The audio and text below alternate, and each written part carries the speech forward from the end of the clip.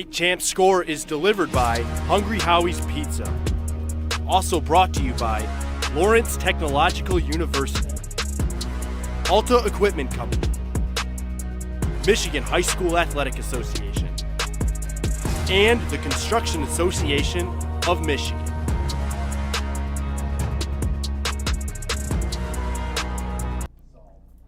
Welcome to State Champs Score. It is week 3 in the high school football regular season. You are looking live at a number of the games that we are going to bring you tonight right here on the State Champs Sports Network. Welcome into the studios. My name is Ryan Slocum, joined by Detroit Lion tight end Rob Rubick. Rob, an exciting week. Last week, we took you into the red zone. Every single time your team made it. This week, we have 13 big games all over the state that we're taking you to. A little bumpy. We had our moments last week, I'm not going to lie, but we're going to make things a lot more smooth this week. And what a great way to start. We're going over here to West Bloom, get a chance as Rochester Adams, the Highlanders, looking to get in the end zone in the red zone. Yeah, absolutely, and this is our game of the week right here on the State Champs Sports Network. West Bloomfield taking on Rochester Adams. Adams trying to get in. Let's go over there right now to them. Sean Belize. Snap is down on this field goal attempt. The kick is up, and the kick is no good. How about that? I'll tell you what, Grant, from our angle, I couldn't tell. I had to wait for the officials. But you want to talk about the Lakers taking care of business inside their own 20. They talk about bend, don't break on defense, persevering, helping out your offense. Yeah, offense, punt, special teams didn't work out. You give Rochester Adams great field position, but the play's not over. The game's not over. How are you willing to fight for your team? Right there, they fought hard until every whistle, stopping them and forcing a field goal and a miss. Now the Lakers will take over at their own 20-yard line. Move those sticks up, no doubt about that. Nice to see my old buddy Mike Stone here. Mike Stone, of course, longtime Detroit media personality, does the PA work here. Stoney's a legend. He'd never admit it, but he is.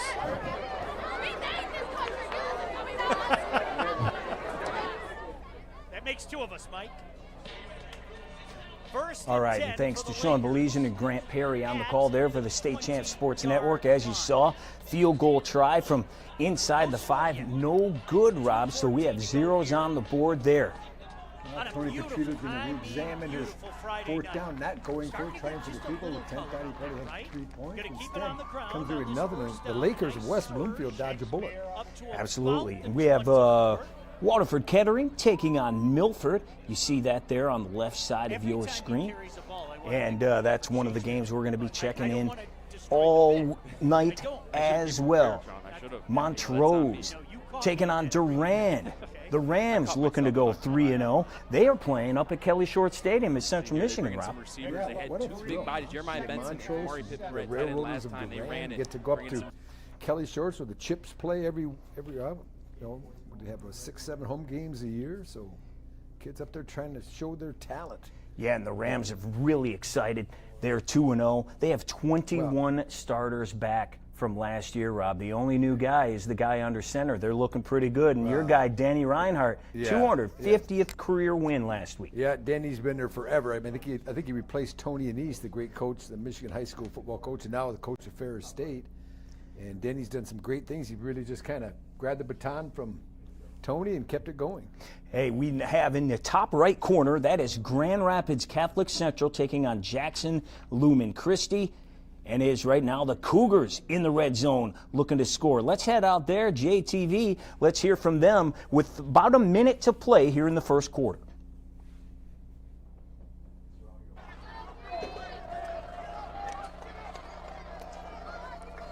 One minute to go. Yeah, we can't. And we'll get a timeout here by the Cougars. That's crazy. They got a timeout. Oh my God. First timeout here for Grand Rapids Catholic Central. Center for Family Health. Center for Family Health has been serving Jackson for 34 years. Their new pharmacy is now open. Visit centerforfamilyhealth.org. All right, Robin, of course, the magic of live TV. As soon as we go to it, we get a timeout. So we'll bring it back out to the 4 box here. The bottom left. Yeah, bottom left-hand side. Let's take a look at that. That is a rivalry game going at it. That is North Farmington taking on Farmington. 7-0 is your score. About 3 minutes to play in the first. In that game. Back at West Bloomfield, looks like they're ready to get back to action up in the upper left.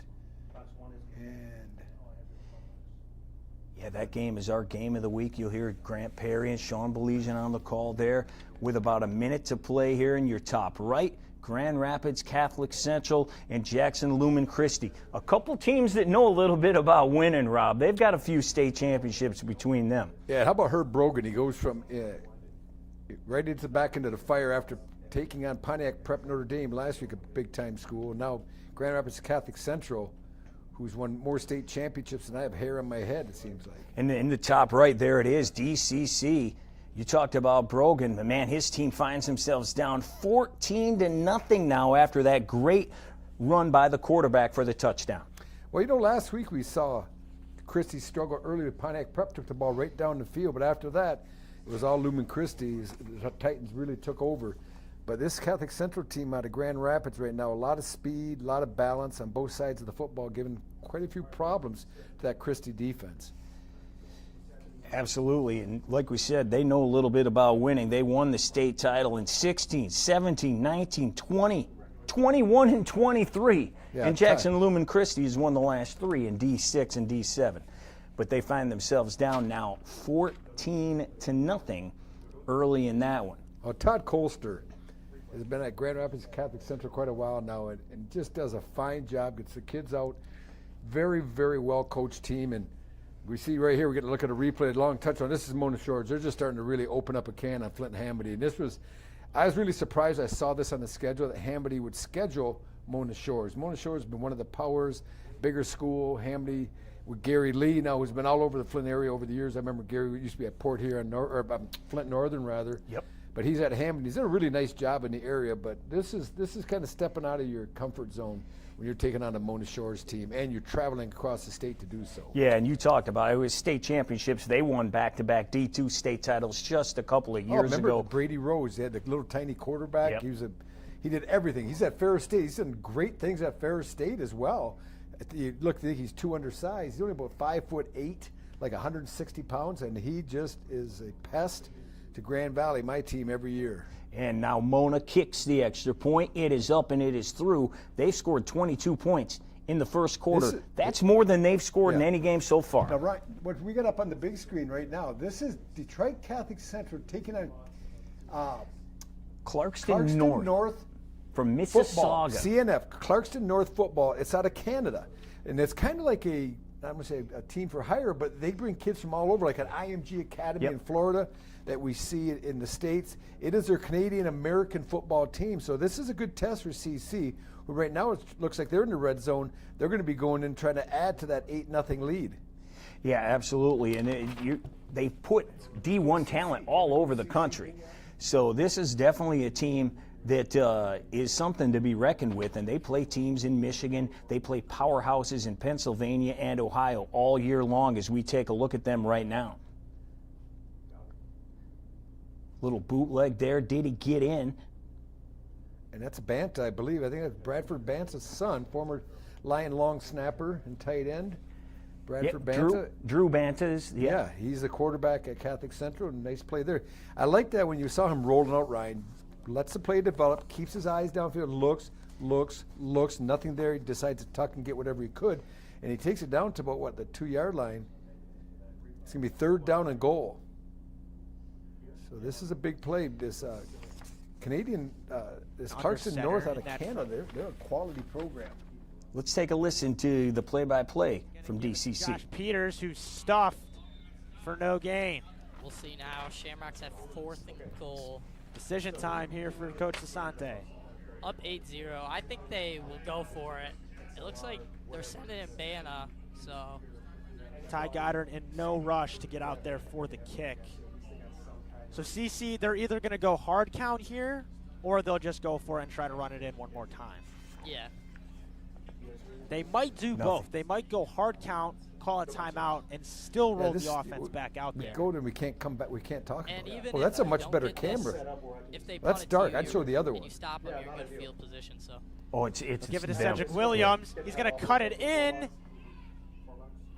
And he is We got stopped. stopped. Yeah. Clarkson That was 4th and goal, right? comes up with a stand. And Jacob Muller will lead their offense from their own 2-yard line. yeah, it looked like the Shamrocks offense was really clicking there, and then Clarkson out of nowhere just. Anyone in I the mean, red it was zone over 3rd and there? goal at the 3, and they just come up with 2 big stops. And it's another point that the run game has not been great so far. I mean, the pass is looking a lot better, but they are pinned down there in their own end zone. We'll see if the Shamrocks send pressure. Try to get a safety here. Tyson Clark there for Clarkson at the bottom Look of at the your voices. screen. Like a Even timeout. if they have voices. It is going to be a timeout. Yep. Timeout from Clarkson. I got it, Ryan. Catholic Central, big Wow. opportunity, missed opportunity. Three plays inside the 5-yard line, could not get in the end zone, get stopped, and for Clarkson North out of Canada, that's a huge, huge goal line stand. And take a look in the box here. You got the big game. I really think one of the big games in the Catholic League to the right. You got upper right. You have De La Salle in the purple playing Orchard Lake St. Mary's in the white, red, and black. Absolutely, and that's another one. That's another one, Rob, that we have state title implications. Let's take a look at this game right here, though. It's Harper Woods and Groves touchdown. Yeah, they needed that to answer the bell. Harper Woods went down early, got a score on them, and they answered it. Harper Woods we had last week. A lot of talent, a lot of speed on that team. And Groves, Coach Flaherty, had a chance to cover them last year in the playoffs. You had Barry Sanderson was a running back. Yeah, I think absolutely. he ended up going to Toledo maybe. Yeah, he did. And they made a great run, 12-1 a year ago. All right, so they got a chance to tie it up here. Nice scoreboard. Harper Woods breaking out. Harper Woods Good has those scoreboard. great wide receivers, a junior and a sophomore that are 5-star athletes. Upper right corner, keep track of that. This is a big drive for Lumen Christi, spotting 14 early points to Grand Rapids Catholic Central, rather. Kind of the opposite of last week, where they came out and they put up some points early. Yeah, and there was a big play. We're going to be in the red zone. We're going to get a chance to maybe go listen to Shawnee Belegian and Grant Perry in the red zone. And the upper left, let's keep an eye. That's Adams and West Bloomfield. West Bloomfield has just got in the red zone. Sean Belegian. Let's hear what he's got to say. Get the defense moving one way, and then you slip out the senior, Willie Edwards, number 5, who has a pair of touchdowns for this offense. And you can see when he's in space, man, the size, the frame, the athletic ability to get them inside the 20. So here are the Lakers threatening again. First and 10, 16-yard line. Going Right. to keep it on the ground. Hand off to Espy, makes a cut. Down close to the 10. They're going to say he's down about the 12-yard line, but you'll take that all day, about a gain of 4.5 on a first down carry. And Sean, if it feels like they're running behind the left side of that line of scrimmage, maybe more so than the right, it's because that left tackle, number 73, Travis Robertson, is a captain on this team. He's 6'6". Last year he was all region, and he's committed to play at Bowling Green State University next year. There's a reason they're running behind Big 73. 2nd and 6 now for the Lakers. Man in motion. Inside handoff to Espy. Inside the 10, down to about the 9-yard line. Hey, the Construction Association of Michigan provides a vast array of resources, services, information, and training to our diverse membership in Michigan's construction industry. Great play by Go Christie. to We missed it, Alan. buildwithcam.com for more He ran info. a reverse pass for Tutty. This is such a big They down may here have a for replay. Rochester Adams. They If got you can replays. win This- these short yardage I battles would on go- third down, no, you you can can't. give You your got- defense an stay with opportunity West to Bloom. really load the box Stay on with West 4th Bloom, down yeah. on this next play. Big third down. High snap again. Shakespeare misses. Adams. Makes one-man miss. He can't Bowing make up the back a little fourth, bit. fifth man miss, and he's going to pick up about one. So decision time for the Lakers here. Do you go for it on a 4th and short, or do you send the kicking unit out there? Yeah, I mean, he gained about 1 or Big 2 play yards at right Lumen- there, and that down was in probably one of Jackson. their Lumen Christie with a little reverse pass. We got back to a little bit short. I'm not sure. Make it a replay. They have a pretty good broadcast team down there in Jackson. But that was huge. We talked about a big drive that you need to answer. Lumen Christie was able to do that, make it 14-7. And talk about huge. This defensive front of Adams right now. And here's a look at the replay. Little pitch pass. Love it. Great ingenuity, clever design, well executed. And that gets them on the board, pulls them out of that 14-0 hole. And up in your top left, West Bloomfield, Rochester Adams. It is now a first down, but I believe we had a change possession there, Rob. Unless they just measured it and got the first. Let's see here. Looks like the if offense West is Bloom still has still on the field. Yeah. It's 1st and 10. You're right. If you look at the box, it says 1st and 10. So now they get 4 fresh chances because it was nip and tuck there for a while. Yeah, just barely got the first down, and now they have it at the 5-yard line. Boy, great penetration. Great penetration. You want to break a play down? You get into the backfield of your opponent, and that's what Adams did there. Tony Petrito's got his guys really firing quick on that defensive front, and that's what you can do when you got athletes and you got kids that are coachable. And Tony Petrito, if anyone can coach him up, he sure can. Well, and with that game right now, 2nd down at the 6-yard line, let's hand it out to Grant Perry, Sean Belizean, our game of the week on State Champs Network. Let's send it to them as West Bloom's looking to find the crib for the first time tonight. 6-yard line. Jackson Carver in the shotgun this time. He's got Duru on the left hip. Two receivers each side. The handoff to Duru. Cuts inside the 5. Dives to the 2. Putting up a stand here. Well, this is 4-down territory. They've already proven that, Grant. So they got a couple of downs to get what, about 5 feet, it looks like down there? Yep, and I mean, they went for it on 4th and 1 about 2 yards, behind where they are now. So you got to imagine they're just preparing to yard by yard here, and got to imagine number 2, Jamal Shakespeare, is going to lead the way. Swift moving first half. 6:48 to go here. Direct snap. Shakespeare into the end zone. Touchdown, Lakers. Where are we going from here, Alan? Is this 2 Rochester Adams teams playing one another? I mean, because they are playing ground and pound football. I think West Bloomfield learned their lesson last year. They tried to throw it a little bit in that first half, didn't find much success, couldn't find the end zone, and they said, hey, we're going to match energy, we're going to ground and pound, we're going to beat you at your own game right here. Watch this left side of the line of scrimmage here. They're just going to win it. We said 73's name, Travis Robertson. He wins his block, and then you got to credit Joel Davis, number 28, paving the way. The kid, the man, the myth, Jamal Shakespeare. We've got a player down, one of the Highlanders down. I didn't check the number. Hopefully it's just a cramp down there. I never like to play doctor, but he's being looked after. While we have a second, are you looking for a way to keep up with multiple high school football games on a Friday night? I got an idea for you. Live look-ins with touchdowns and big plays all in one show? Well, the State Champs Score is underway right now. Join hosts Ryan Slocum and Rob Rubick on the State Champs YouTube page and Local 4 Plus. What a friendly fellow. Oh, well, thank you, Shawnee B.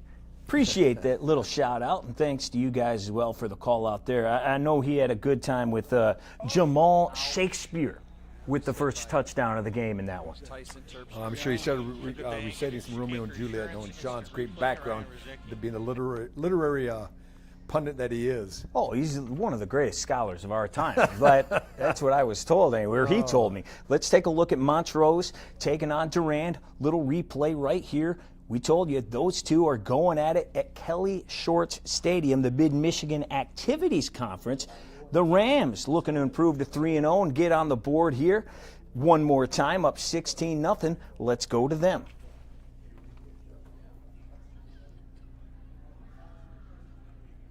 Rams coming out here on 1st and 10. Ball on the 11-yard line after an incredible run out of Perrier. Moore twins out to his left.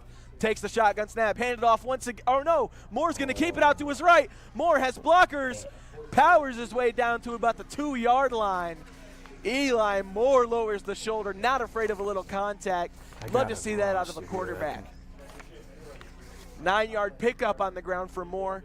Don't see Moore using his mobility a lot to get out there and run the ball himself. We like to see him roll out of the pocket, in other words, zoom drop in, off the screen from time to time, but he doesn't run it a lot, and he's going to pick up 9 there deep in the red zone.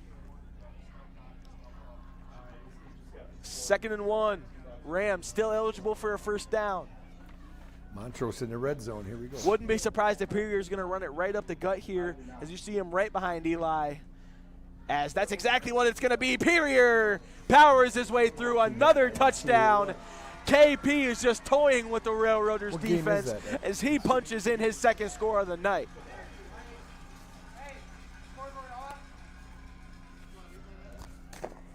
As you see here, once again, Callan Perrier does his best work up close right next to the goal line. Perrier, you can't stop that, man. I mean, Perrier, if he gets a head full of steam, you're just not taking him down. I mean, you got better luck stopping an 18-wheeler. As it looks like they're going to come out here and go for two again. Wouldn't be surprised to see another handoff to Perrier. And it will be. Perrier walks it up the middle. Beautiful. 24-0 is your score. Callan Perrier hauling in his second two-point conversion. How about that, Rob? The Montrose Rams playing some bully ball up there. They've got a huge lead early over Durand. Both teams coming in 2-0, but Montrose, man, they're putting it on them so far. Oh, Denny Reinhardt, he's not only been the football coach for years, but also in charge of their strength and conditioning, big powerlifting school with the Montrose Rams. I called a championship game years ago. It was so funny because Montrose won it and Chesaning won it in the same year in different divisions, and they're about 7 or 8 miles apart. And I was asked to be the grand marshal at a parade celebrating the 2 championships, but I had something going. I couldn't do it. I thought, how much fun would that have been? Just go down the M57. You go from one school to the next one. I've made pretty impressive. Numerous times through my days. But Montrose, man, good to see them back at it. Like we said, they got 21 starters back from a year ago. They have big-time expectations. Upper left. Adams moved the ball once, got down inside the red zone, could not finish it. Let's see how they do in the drive to answer the drive that West Bloom just put in the green there out in the upper left. And now we got some Irish and the Mavericks. 21-0 in that game. This would be Pontiac Prep? Yeah, that is. Yep, and your bottom left. Yeah, they're taking on Gibraltar Carlson Marauders in the royal blue and white there. Bottom left now, just switched. The Battle of Farmington, 14-0 right now. North Farmington taking on Farmington High. Those are 2 different teams, 2 different games. They both look. We look at Adams up above on upper left. Yeah. And Farmington on the bottom. And here as he gets through the line. And the Marauders trying to move the ball. I'm sorry. To the sideline. Yeah, that offensive line though just continues to get great pressure. It's Christie, a big long run. Some struggles throughout the season. Christie just crawled back into it too, Ryan. They did, and they pulled everything, pull out all the stops to get into the end zone on that one. And now here come the Cougars punching right back at them.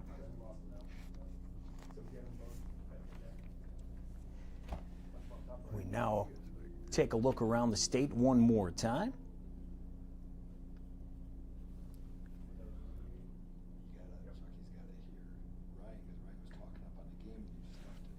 14-7. Grand Rapids Catholic Central on the move. And as you mentioned, we take another look at that great run to get them inside the red zone now. And there's a push toward the end zone, Rob. Did he get there? Yeah, he did. Touchdown for GRCC. Todd Colster's got his team rolling offensively here. 21 points. Although we saw Lumen Christi's defense, they gave up a boatload last week to Pontiac Prep. The difference was their offense scored 2 boatloads full. Yeah, they did. That was a 54-34 game. And we saw a little bit of everything. Sattler out there with 6 touchdowns in that game, man. He was rolling for Lumen Christi last week. A little tougher sledding this week against Grand Rapids Catholic Central. Upper left here, keep an eye on that one. That's Adams. And I got phased out as I was trying to talk into the game there. But now that is Detroit Catholic Central taking on, as we said, Clarkston Central North there out of Mississauga, Ontario. Can we get the low view of this so we can actually see it? It's too dark. Looks like Clarkston's heading in.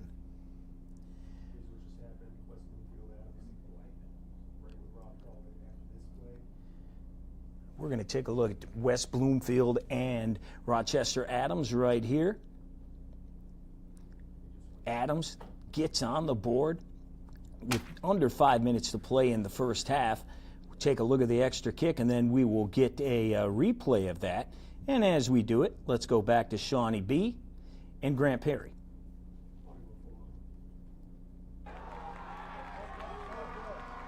So the Lakers still have the lead, but take a look at this replay. Yeah. Wow. Watch this. They're going to go receiver motion, just straight drop back. They're going to 6-man protect it. I think 7-man actually with a 3-man route. And then look at this catch over the shoulder, keeping your eyes and your arms to the outside. And look at this, selling them back inside. And then it's all about running after the catch. And it's, come get some of this right to the face, using that weapon. Cameron Dawood coming back strong after that missed opportunity about 2 plays ago, getting Rochester Adams on the board. When Grant gets the arms going, folks, look out. Everybody just gets out of the way. Cam is new to our crew up here, and you should have seen the look on his face. And I had to Cam, it's okay. Every now and again, Grant gets like this. And how about that play? Cameron He Dawood, just gets fired up. 5'5". He didn't play like he was 5'5". They were putting on the moves, a little stiff arm, and he gets into the house. Pretty determined. The bad part for Tony Petrino and his team is they missed the extra point, so they trail 7-6. But still a big play, 50-yard touchdown pass. And we got some games. We look on the bottom left here. Battle of Farmington down there. It looks like Farmington High on the move here. The Falcons trying to get on the board. A little quick slant inside, gets them inside the 5-yard line. Upper right, is that Gibraltar Carlson, I think, on the upper right. Yep. Absolutely is. Taking on Pontiac Notre Dame Prep, and the Marauders opening up a big lead now, 21 points over the reigning Division V state champs. Wow, that's a little bit of a surprise to me. So well, they've got brewing downriver a little bit, I think. They've got a running back that's up for our Player of the Year. Purdue commit Isaiah Wright had a $150 last week. Well, I didn't know that. That explains a lot right there. Yeah, he can tote it. You got a Big Ten running back. Yeah. That always helps. He can tote it a little bit. Yeah, the guys from Downriver, man, 4 straight Downriver championships. They got a squad this year coming off a 68-0 win over Edsel Ford last week. Wow. Pontiac Prep, we know can score. Absolutely. They already got a 3-touchdown deficit, but they can put points on the board, a lot of skill. Yeah, second week in a row falling behind early. I know they lost a lot of skill guys off that state title team last year, but they still have their main man under center, Big Sam, under center for them. So he's going to try to spark a comeback here before the half. And down in the bottom left-hand side, I believe the Falcons of Farmington have found the paint for the very first time.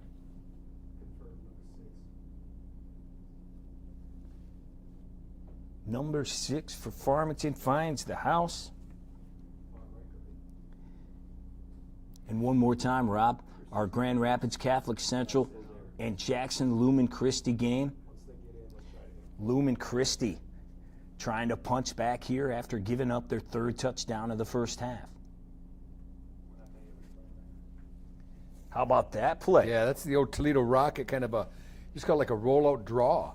And they do the wraparound a little bit of the Statue of Liberty play, but they did a good job of sprinting out. The back just kind of slides that way, and then the quarterback reaches back, gives to him, and he comes against the flow of the defense, which you have flowing the one way. Really nice counter play. And that's Paul Sattler, who we talked about just a minute ago. He had a season last week, actually, Rob. 6 touchdowns in that game in the win over Pontiac Notre Dame. So Farmington now 21-0. For the crosstown rivals, North Farmington, the Fighting Matt Shepherds of North Farmington. The one on the bottom right is going to be Lumen Christi's got it down close to the red zone. We're going to get to that in a bit. But right now it's a timeout, and we got a upper left here. Yeah, that I believe is Harper Woods up there looking to take it in one more time.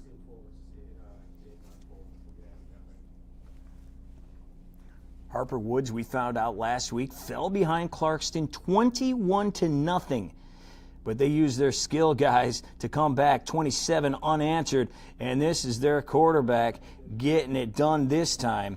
He is an incredible player as well, and Nate Rushlow with the touchdown. Let's check back in with Lumen Christie now, taking on GRCC. And let's head out there right now and check out Jackson TV, hear what they have to say about this one. On that to create the incomplete pass.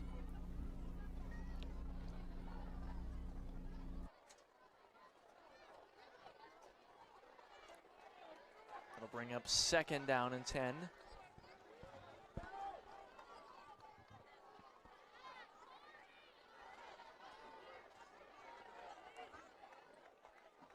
Got Gatewood at the bottom, screen at the top. This is Sattler. Sattler gets hit there. They'll give him forward momentum. That'll take him down to the 30-yard line. Well executed early on in that play. Nice job. Makes it a manageable 3rd down. 3rd down and 6 here. Cougars defense fast to the ball on that one. I thought he was going to get closer to a 1st down, but just good pursuit. As soon as they tried to take it outside, it was really just great job out there by the defensive back. I think that was number 23, I believe. Keith Janderbaugh, who just made the great play to get the pass break up. He does an excellent job there getting the tackle and minimizing the damage against the Cougar defense on that play. 3rd down and 5. Rolls out to his left. Another high throw looking for Learned. 2 high throws on that drive, and it's 4th and 5 coming up for Lumen. It's 4-down territory. They'll go for it here at the 30-yard line. Coach is just imploring Benny to calm down just a little bit. All right, so they're facing a 4th down there. We'll let you know how things go as Jackson Lumen Christie tries to claw its way back into this one. Bottom right of your screen there, got the Huskies and the Red Hawks going at it. Port Huron Northern, 14-0 is their score. They're coming off that 3-2 game last week. Remember that one, Rob? Yeah, that was a battle. The one that's not a battle right now is Mona Shores. I think they're just going in to score again. Is going to put them up probably 35-0 in the first half. There'll be running time on that game, so we probably won't be checking in a lot of red zone action with that one in the second half. But the one we will be checking in is the one on the right. You have the De La Salle Pilots trying to move the ball a little bit here and trying to get out towards midfield. Yeah, absolutely. It's Orchard Lake St. Mary's. A couple of our top-ranked teams. Orchard Lake St. Mary's coming in number 3, De La Salle number 12. And if you wonder why they're on a football field, that's at Jimmy John's Field over there in Utica. They're playing that game. So if you're sitting at home going, what the heck is going on here? Yeah, you see the infield, the dirt from the baseball field. Here we go, upper left. Let's take a look here. We got Lumen Christie with 3 minutes remaining in the half, trying to make it a 1-possession game again. The bad part for them is Catholic Central of Grand Rapids has really done a nice job of moving the ball, big chunk plays, getting down the field quickly. Let's see if Herb Brogan's troops can pull within 1 here. That's exactly what they're trying to do now with the ball at the 28-yard line. Flings it out there. Great play here, Rob. Oh, they're going to get a block in the back. That's what they're going to get on the kind of not a crackback, but they're going to get the outside guy. It's going to go against Lumen Christie now. I don't know if that's a spot foul. If it's a spot foul, won't be as harmful, obviously, because the block was about 8 to 10 yards down the field. We'll take another look at that as they run the replay.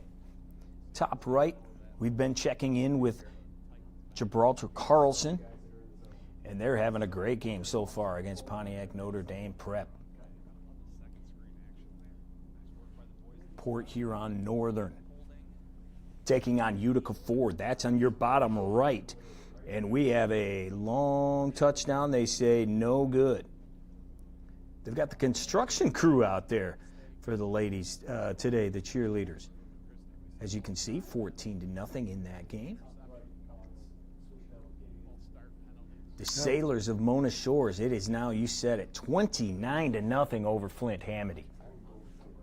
Let's go to the top right. We've got Milford.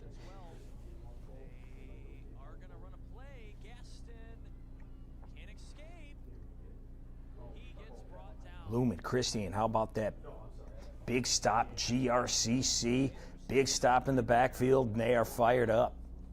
A great pursuit from the backside. The one on the bottom left is not great right now. That's Mona Shores, 36-0 over Hamady. And that's going to be running time once they get to the second half. Yep, that'll be running time very quickly. As now GRCC has a chance, though, Rob. They have a chance to tack on one more here with 2:35 to go. Play. Yeah. Okay. And they've got the ball midfield. As you said, they've been striking quick, and they've got plenty of time to do it again. We're going to have another great game up on the right there. That Adams and West Bloom, we knew was going to be a war. Two of the better teams in Division One. Zach Hilbers along with Tony Petrito. Zach Hilbers, the coach of West Bloomfield. Now, I'm trying to think, did Zach replace Ron Bellamy at West Bloomfield? Was he the first coach, or was there someone between Ron Bellamy when Ron went back to Michigan where he played, and he's coaching at Michigan? We don't have that for sure. We'll have our stat staff at halftime to research that. Well, one thing's for sure, they have had a whole lot of success with all those coaches the past few years. They kind of replaced, it used to be Farmington Hills Harrison under John Harrington. John Harrington. I couldn't think of John's last name for a second. Yeah, they were really the power of that side of Detroit for a while, but now it's West Bloomfield's kind of replaced them in that area. Southfield High's had a few blips on the radar, some good years. Harper Woods doing decent now, but it's still been West Bloom for the past half dozen years. It's still strange to say there's no Farmington Hills Harrison. Yeah, it's I mean, still after strange. all the great players that went to there, from Drew Stanton and Nageem Shabai, Mill the Thrill Coleman, they had a lot of great players, and John Harrington was stacking up titles. But now you just got North Farmington and Farmington High, who we actually have tonight playing as one of our feature games. Yeah, and Farmington, here they are again. Another kick, it's up and good. 28-0 now over the crosstown rivals. Our game of the week now under a minute to play. It's Rochester Adams taking on West Bloomfield in your top right. 3rd and 17 now. Down on the bottom right, Harper Woods, after that big-time comeback last week, they're looking for another win this week, taking on Birmingham Groves, which comes in 2-0 in the OAA White. They're coming off wins over Redford, 40-0. Excuse me, that's Harper Woods. I should say they beat UD Jesuit 42-7, and they lost to Oxford last week by a field goal.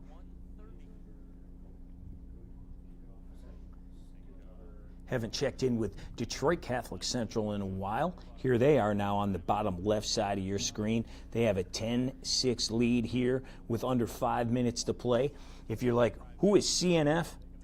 They are Clarkston North Football from Mississauga, Ontario, Canada. Not our Clarkston people. Not our Clarkston. But they are loaded. They're, like I said earlier, they're like the IMG Academy. They get players from all over Ontario that come there, and they pay big money to play there, but they get great exposure. They have a lot of kids going to colleges in the States after they graduate high school. So that's a well-thought-of program. So for Catholic Central, Justin Sassante to go outside his comfort zone, pretty impressive. Yeah, and they play everybody. They played Bishop McDivitt from Harrisburg, PA in the opener. And then last week, Wash Jesuit in Ohio. Now they're taking on Detroit Catholic Central, our number 2 team in the state coming into this week. So they no patsies for them. They play everybody here in the Midwest.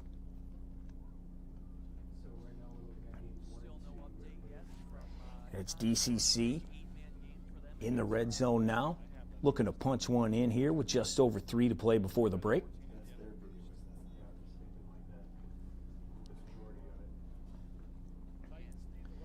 Apparently there's an eclipse over there where DCC plays. Well, that's not our camera work there. We're just tapping into their feed. And we appreciate it. We absolutely do.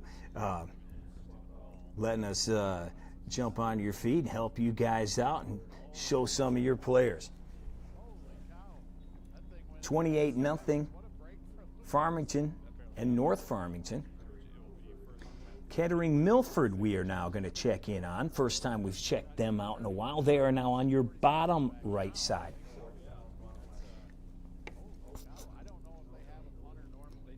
DCC, bottom left. They are facing a 4th and 2. And it looks like they're going to go for it, Rob. They are.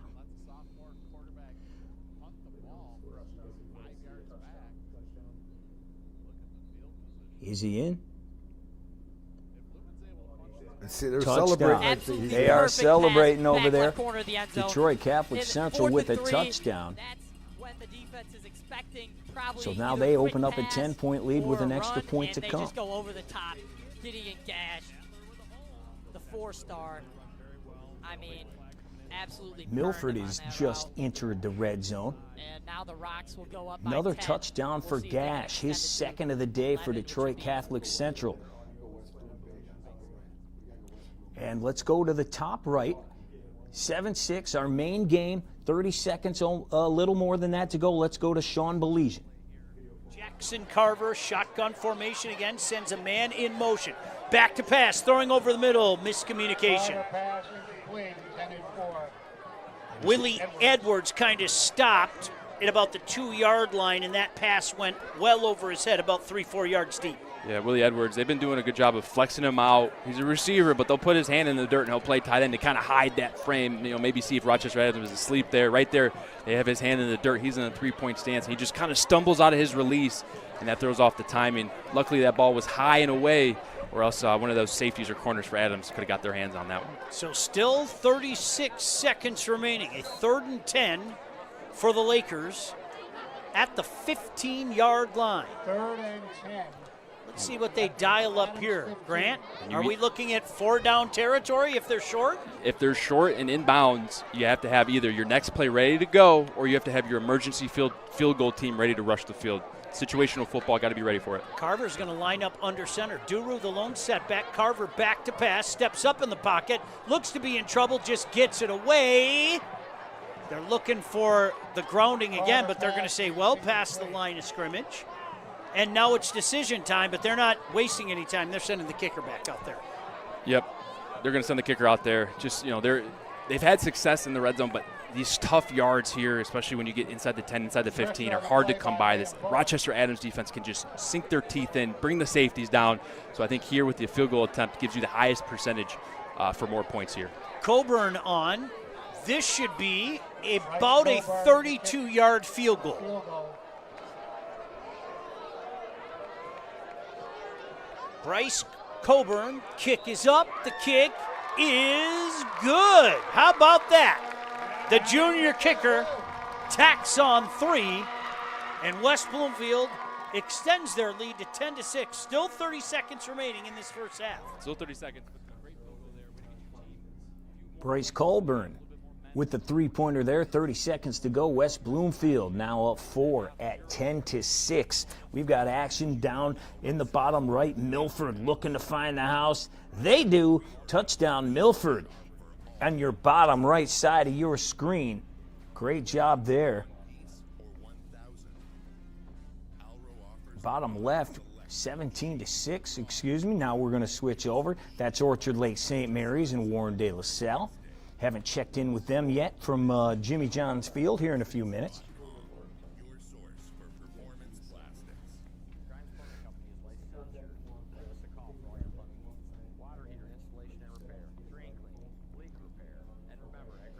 So Milford has found the house in their game, taking on Waterford Kettering.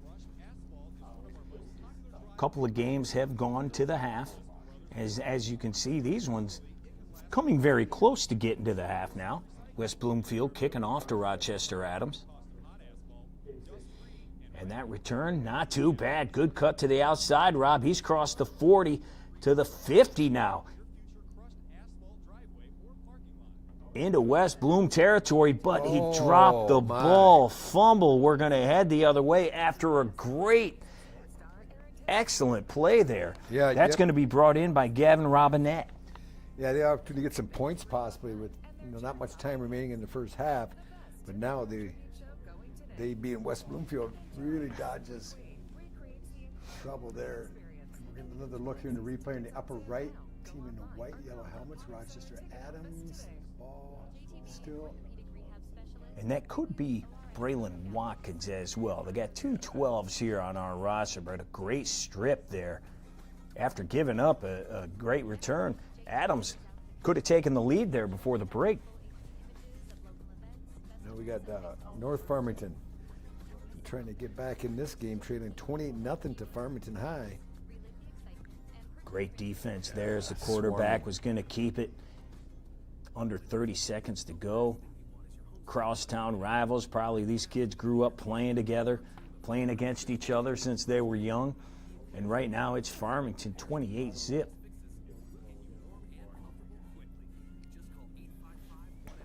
Orchard Lake St. Mary's now. Kicking the extra point. Looking to put points on the board. The lefty kicker, and he pounds it. Up and through. You see down there, Rob, in your bottom right, 35-0.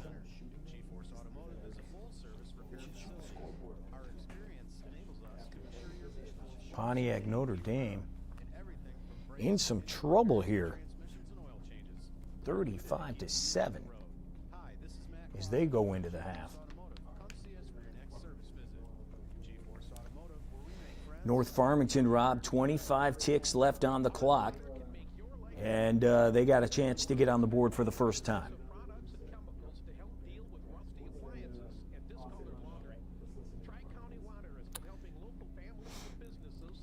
And let's head out there right now with 25 ticks on the clock. North Farmington looking to find the end zone. Here we go. Second down, goal to go from the 6. Cobb looking for the end zone. Intercepted. Can you believe it? Intercepted.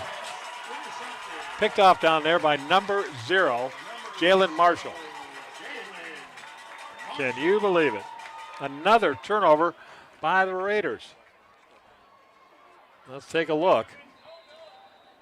Classic jumping of the route right here. See that DB just cut in front? The route. My ball. Brings it in. So the Raiders can just take a knee here. And they keep North Farmington off the board. 28-3, Rob. Orchard Lake St. Mary's. Against De La Salle. 28-0.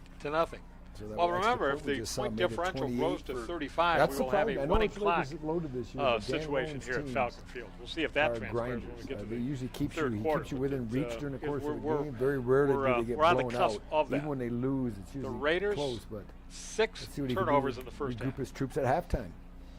Maybe 5. Well, they've got some studs over there for the Eaglets. It has the same general effect. Chad Willis, 4-star wide receiver. Michigan's looking at him. He's got all sorts of high majors after him.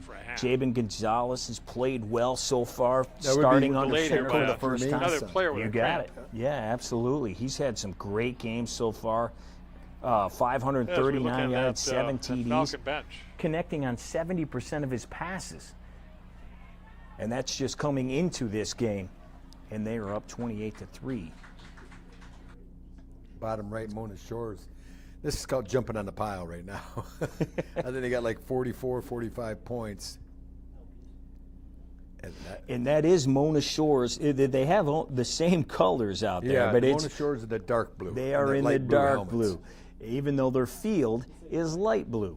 But, yeah, that is Flint Hamady they are taking on right now. And yeah, they are upper right now. Running action. Lumen Christi. I'm sorry to cut you off, but Lumen Christi upper right. We can maybe go there. They've got 34 seconds in the half. They're approaching the red zone. Let's see if we can get over the Jackson TV, and we can get Lumen Christi trying to pull within one score of Grand Rapids Catholic Central.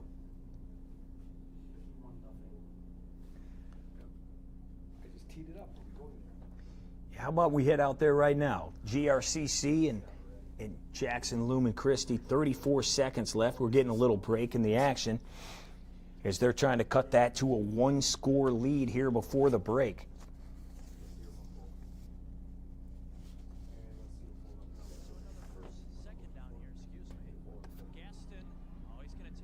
He's going to slide down. Smart decision there. Ball at the 17-yard line. Clock moving. 20 seconds. And Lumen will take that timeout. Final timeout with 21 seconds to play. Can't escape them. Can't escape them, partner. We go there, we finally get over there, and they take a timeout with 20-some seconds remaining. They're going to have a second down and short, I believe. Oh, no, 3rd and 10. 3rd and 10, yeah, and that's quarterback Benny That's Gaston. incorrect. It's not 3rd and 10. Oh, wrong game. Oh, we switched games. Okay. Quarterback Benny Gaston there. We saw him using his legs. He showed he could do that last week. We saw him bootlegging a lot last week. Rob, 25-yard touchdown last week with his legs. So he can definitely get it done. And he's put his team in position. It looks like 21 seconds now, Rob. 3rd and 2 after that run by Gaston. We're also looking at Detroit Catholic Central taking on Clarkston North.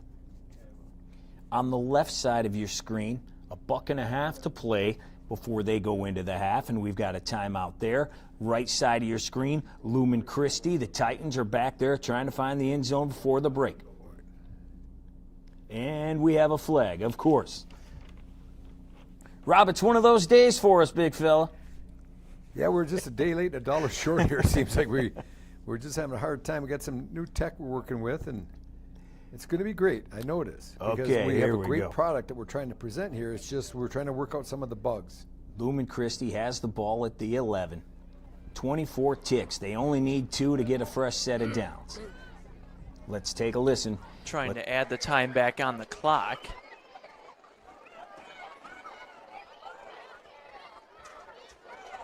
And now we're all sorted out. 3rd down and 2. Gaston throws. Low, incomplete. Looking for Sean Walicki.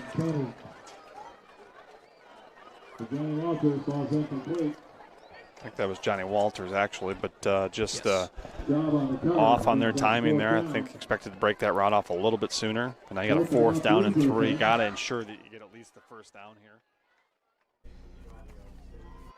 Get the 1st down and get up to the line of scrimmage quick. We're going to get a timeout here by the Cougars. 22 seconds. That was Jack Goward with a touchdown there on the left side of your screen. Detroit Catholic Central, our number 2 team, opening it up here a little bit over Mississauga Clarkston North before the break. Last 2 touchdowns, both fade routes to the left corner. Drew Banta really threw the ball well. Catholic Central, Justin Gisante's team really got rolling right now, doing a good job. And when we're keeping an eye on to the right box here is that Lumen Christi. We're going to have a big 4th down play coming up. Yep, 4th down, 2 to go. With 22 seconds, they get a 1st down, stop the chains. Stop the clock, rather, spike it, get back up there and spike it quickly, and then they'll have 3 plays to try to get it in the end zone. Now on the left side, after that DCC touchdown, we have Milford. They're looking to drop it in the end zone one more time, taking on Kettering.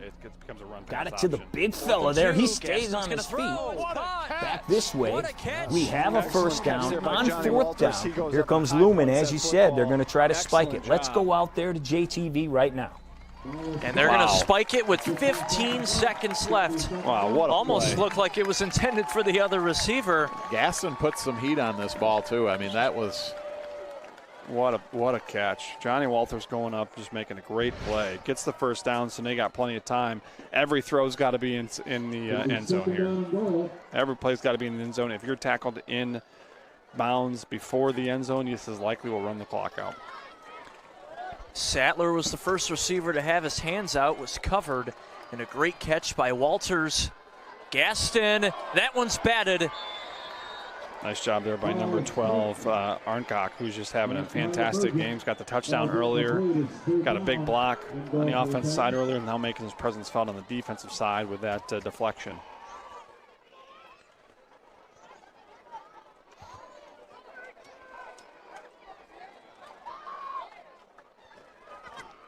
"11 seconds.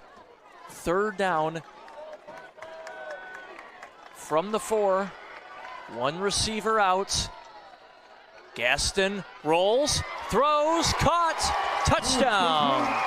4-yard touchdown pass there. It is Gaston finding his teammate Sean Walicki, who gets his first receiving touchdown of the his second receiving touchdown of the season. Walicki makes a great job, makes a great catch, and opportunistic Titan offense that gets into the end zone before the halftime here. Have a chance to make this 21-14 before the half, where you expected to go into the half with a 2-touchdown deficit. Herb was completely resigned to the fact before that. Great play, well designed, little ball fake, little opposite boot, make the adjustments. Little leak into the flat, well thrown, nice catch, and Newman Christie, Herb Brogan's team crawled back in at 21-14. And they had it on the play previous, got knocked down, they roll the other way. Sean Walicki brings it in.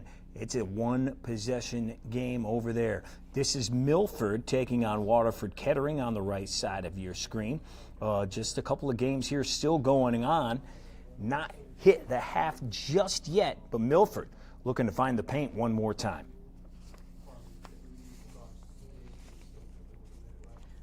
Our Farmington matchup still going on. 1 minute left before the half in that one.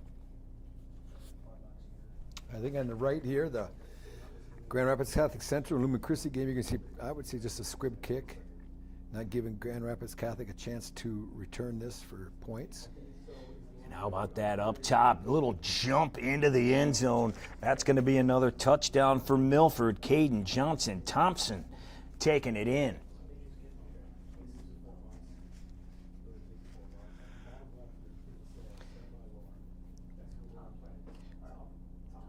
So our top left of the screen there, you see the baseball field. That is Jimmy John's Field, and that's where we have a massive matchup between Orchard Lake St. Mary's and Warren De La Salle. Our Lauren Plant is out there on the field.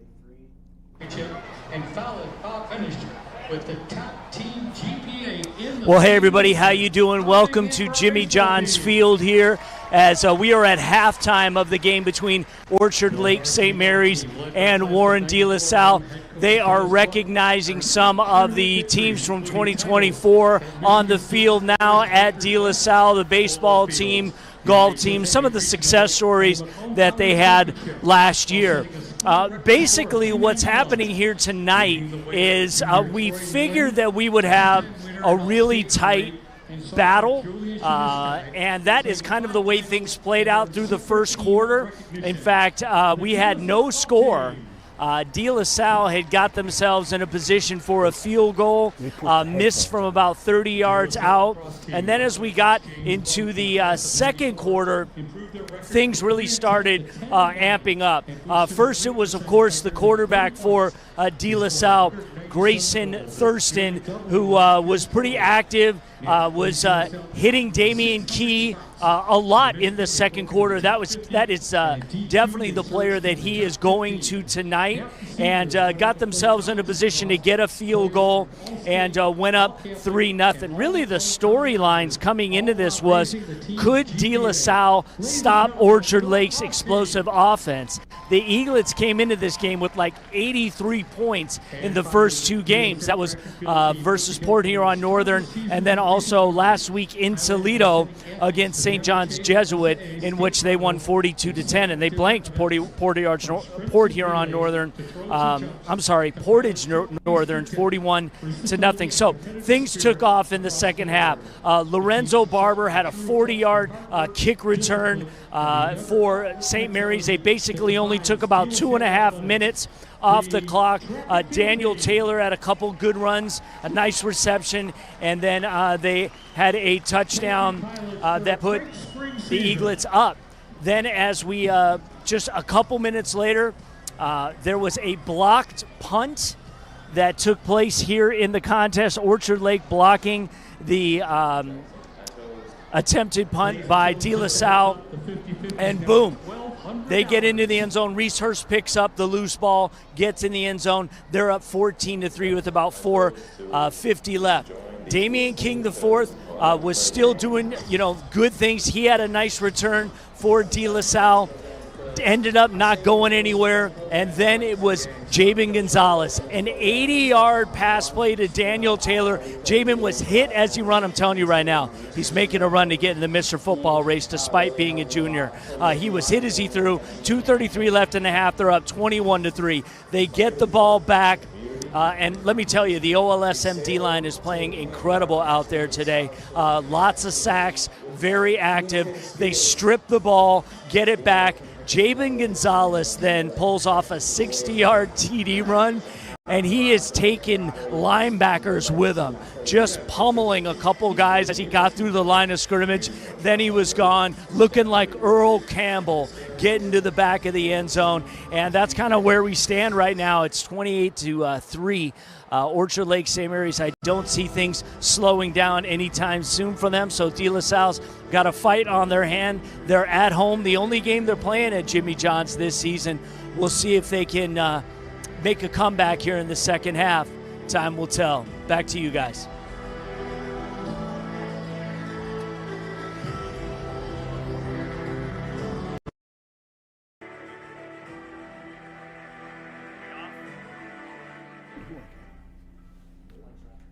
All right, appreciate that. Great job out there, Orchard Lake St. Mary's in the battle of number 3 and number 12. They are handing it to De La Salle right now at the half. Before we get back to the action here, Rob, we had a huge loss across the state this week. One of, and some believe the greatest coach of all time, passed away this past week at funeral today. For all of our friends over there at Brother Rice, I know you know El Fracassa very well. Coach Fracassa was really one of my heroes in the football lore of Michigan. I knew of him before I even got into broadcasting at Brother Rice, what he had done. And I had a chance to call maybe 5 or 6 of his finals games at Ryan. And every time I'd call him, I'd say, Coach, Rob Rubick. Oh, Rob, how are you doing? Good, good. What do you think about your offensive scheme? He says, how are your boys doing? I'm like, good, Coach. Now, defensively, what do you do?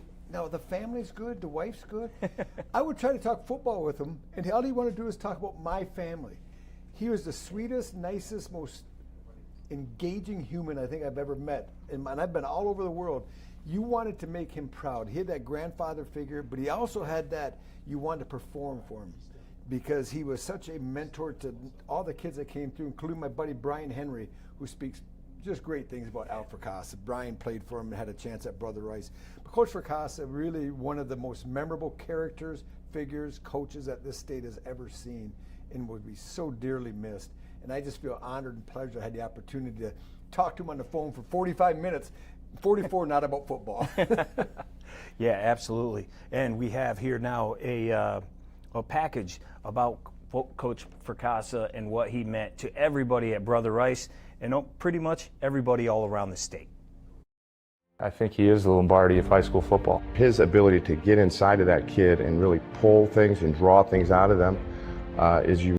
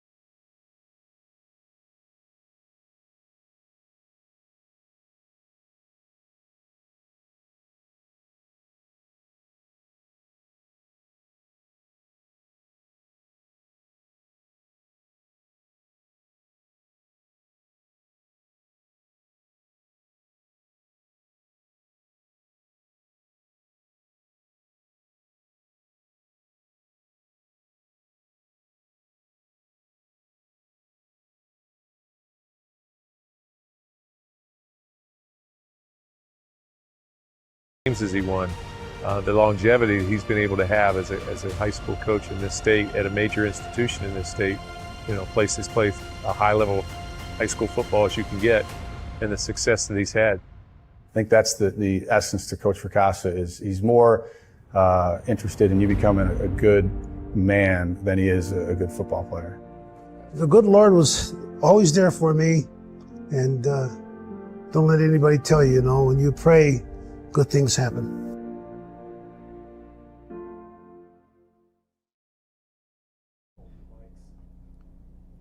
Rob, you saw it there. It said state champs legends. Couldn't sum it up any better. Yeah, definitely one of the great coaches and one of the great men I've ever met in my life. Back to the action now. Some of the games we have for you all across the state. You see up there in the top left, that is Muskegon Mona Shores. We're going to take you there. Detroit Catholic Central as well. Our game of the week, Rochester Adams taking on West Bloomfield. That is on your bottom right.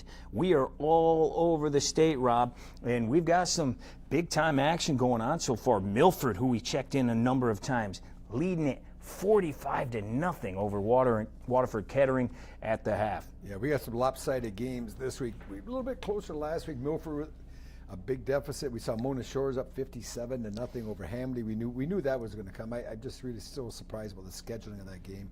But we also got some good ones. I mean, we got the Adams and West Bloomfield. We can see in the bottom left here, they're getting ready to start that back up.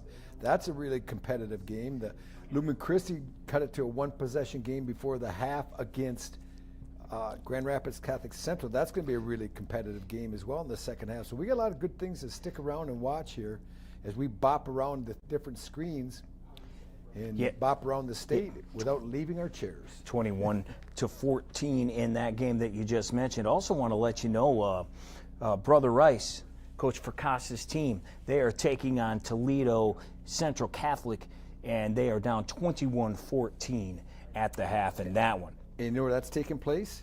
About 150 yards from here. Yeah, it's over there. They're playing at Lawrence Tech's field. Lawrence Tech, no question about it. Here's another one that we mentioned. We got the rivalry going at it. Farmington High shutting out North Farmington right now as they are less than a minute to go before the half. 28-0. That is on the bottom right side of your screen right now. And then Gibraltar Carlson. They're having a great game as well. They've been doing their thing so far this year. They have one of the best running backs in the state, Isaiah Wright. We will be checking in with them throughout the evening as well as they punt it away there on the top right side of your screen. Bottom left, you see the big C, Fire Up Chips.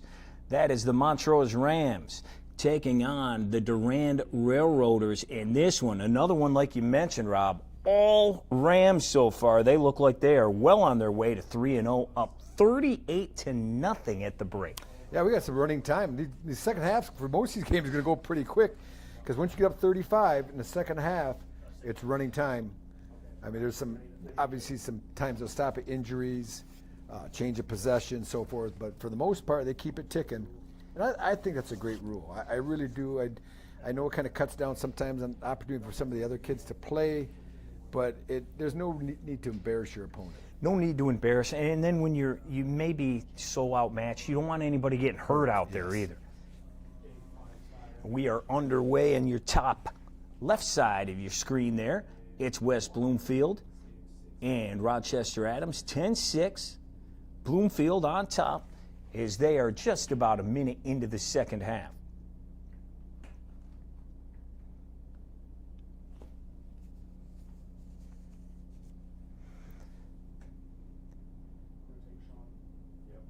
North Farmington looking excited down there. That ball is brought in, I believe, dropped by number 2 there. That's why the North Farmington folks are excited. Let's go. Just a little excited, eager to get the second half going. Can't blame them, but you got to have some distance. And then down on your bottom right, we've got Port Huron Northern taking on Utica Ford. Northern already scored a whole lot more than they did last week, a 3-2 loss last week. Top right side of your screen. That's Gibraltar Carlson. taking on Pontiac Notre Dame Prep. It's been all Carlson so far in that one. Notre Dame Prep looking to answer the call right here. They've got the ball at midfield. They really need to find the end zone. Stowe looking long. He's got a guy down there. Goes up and gets it. How about that grab, Rob, top right of your screen?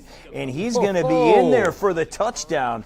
Hey. Going upstairs, grabbing it. That's Brody Sink, 6'4". He used all of it. We saw him in the state championship game last year do great things. And that time he did great things for Lumen Christi. They crawled back in this game. It's going to be, with a conversion, a kick, it'll be a 21-all game. When they were down 14-0 at one time with Grand Rapids Catholic Central also moving the ball, and they were able to kind of hang in there, make a few stops, and we got a game. And this can be 2 weeks in a row, like Jackson Lumen Christi taking on big-time opponents and playing, nose to nose with them.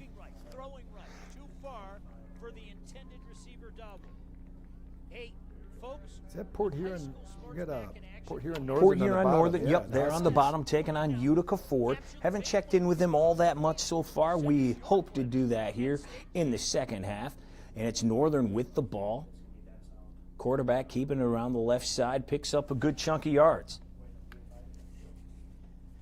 Port Huron Northern, the Huskies, they're playing out of the Macomb Blue. They've got a big-time tight end and outside linebacker. That's Lincoln Watkins. He's going to Kentucky. Kentucky, Eastern Michigan Eagles head to Kentucky this weekend. Might not be pretty. Well, you might run into Mr. Watkins. Maybe I'm not making the trip. I have alumni weekend for the Lions, so I have this tonight in the Lions Chalk Talk on Sunday in the stadium. I do every week, so it'll be staying close to home. I'll be listening and cheering on my Eagles from afar. So after that touchdown, Carlson up 35-14. Notre Dame Prep kicking it away here. The Huskies, as we mentioned, they're on their bottom right. They're moving the ball down the field. You just saw Joe Lincoln right there. 3-yard gain. Miller up over 100 yards now. First and 10, Huskies at the In our big game of the week, got a flag on the field. It's 4th and 14, but there is a flag up there on your top left. West Bloomfield and Rochester Adams.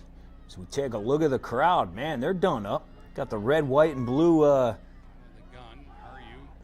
looking like train conductors over there. I've made many mistakes in my life, and I'm going to own up to this. I miscalled.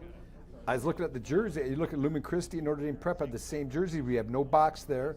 And they scored in a long play, but that's against Gibraltar Carlson, who really has a commanding lead. I miscalled it Lumen Christi against Grand Rapids Catholic Central, who has the same color uniform. So it's, without the boxes and all these games, it can be difficult because we're seeing what you're seeing when you watch this as well.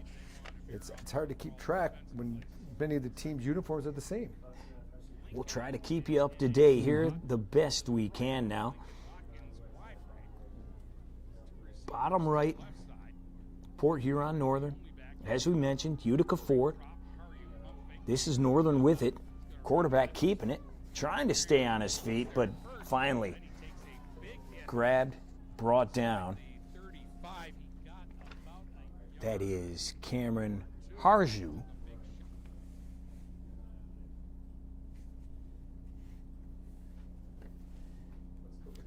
Yeah, he got tied up a little bit down there, Rob. Yep. Coming up limping a little bit, taking a breather, trying to walk it off. But, yeah, coming up gimped, he got spun around and then brought down by a host of folks from Ford.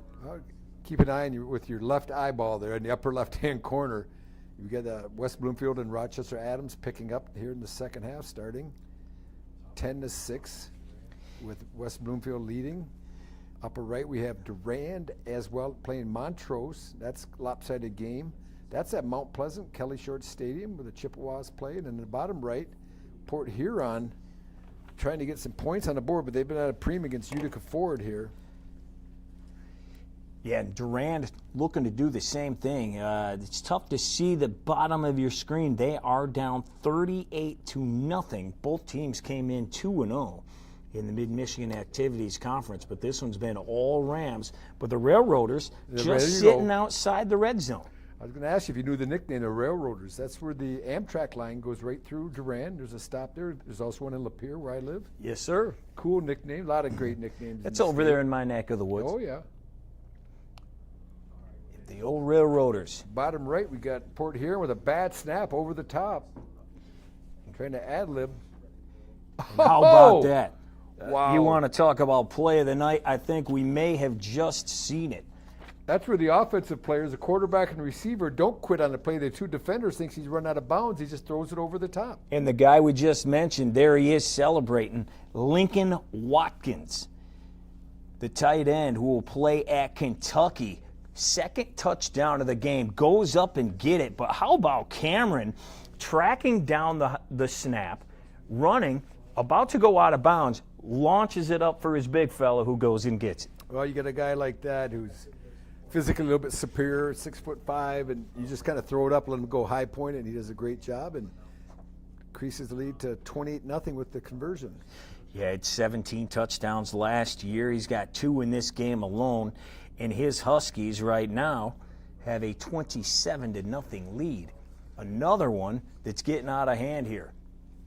So we check back in with Gibraltar Carlson now, bottom left. They're at midfield taking on Pontiac Notre Dame. Here comes the guy we mentioned before. That's the Purdue commit. That's Isaiah Wright with the ball up the gut. Top right now, we just switched over. That is Harper Woods. Groves. Yep, taking on Birmingham Groves. Harper Woods, if you remember, if you're just joining us, thank you, Ryan Slocum alongside Rob Rubick. Harper Woods ranked 6th in our poll this week after that massive comeback. 21-0 they were down in the first half against a much larger school, against Clarkston, and they come back 27 straight points and they win it 27-21. When you watch a game like that, is it the one team loses it or the other team win it? I mean, did Clarkston let the game get away from them and lose it? And speaking of losing it, the Railroaders are in trouble here now. The people in the red and black just scored again. And we're going to look at the replay. And this is just nothing but a little quick hitter inside, some nice downfield blocking. And then that's just speed. And we've seen that fella before a couple of times today. That is number 15, Kevin Ball. He's balling out in this one, and his entire Rams team is. And it looks like Denny Reinhardt is well on his way to victory, career victory, 251 after setting that Montrose mark last week. Think of how many wins that is. If you coach 25 years, which is a long time to be a high school, that's 10 wins a year. 10 a year.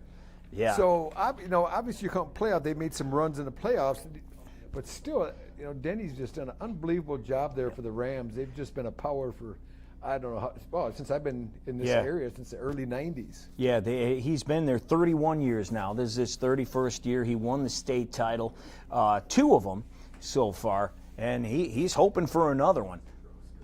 Well, just another one of these Hall of Fame coaches that we have in this state. It'd be nice to get more officials. We have great coaches, but we just need more officials to get out there. We pull for this all the time. No one's going into the field, and a lot of our officials are getting up in the years. And it's difficult, but they have no one to pass the baton to. So if you're out there, you're a young person who likes football, you want to be part of the action, this is my PSA for the MHSAA recruiting officials, because we need you. We truly do. It's an important job, and it allows our kids to get out there on the weekends or on Friday night and play high school football. Absolutely, and that's all sports. We need you in every sport. Not just football, correct. I think football just is glaring because you have 5- and 7-man crews. With basketball, you can have 2 or 3. Yep. In volleyball, the same. Baseball, 2 or 3. Hockey, you don't need quite as many. You're absolutely right. Here we are, Adams. Looks like the ball hit the turf there in that Adams game. We'll hope to go back there in a second. That was Orchard Lake St. Mary's and De La Salle. And it looks like West Bloom's got it, Big 17 bringing it in. West Bloomfield's going to take back over. They have a 4-point lead. Let's take another look at it here. And your top, yep, just trouble with the handoff. And that's one that if you're Adams and Tony Petrucci, you tell your young man on that reverse, once you drop them, you just get on the ball. Don't try to pick it up and try to make something. You just cover the ball, and West Bloomfield there, and the Lakers in business.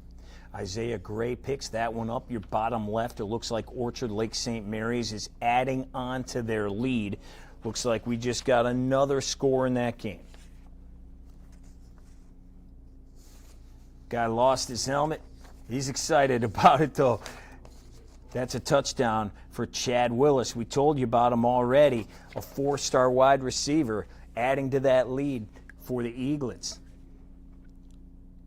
Notre Dame Prep. They've got the ball back. Sam Stowe slinging it out, but man, he has met a wall lined up right there at the 20.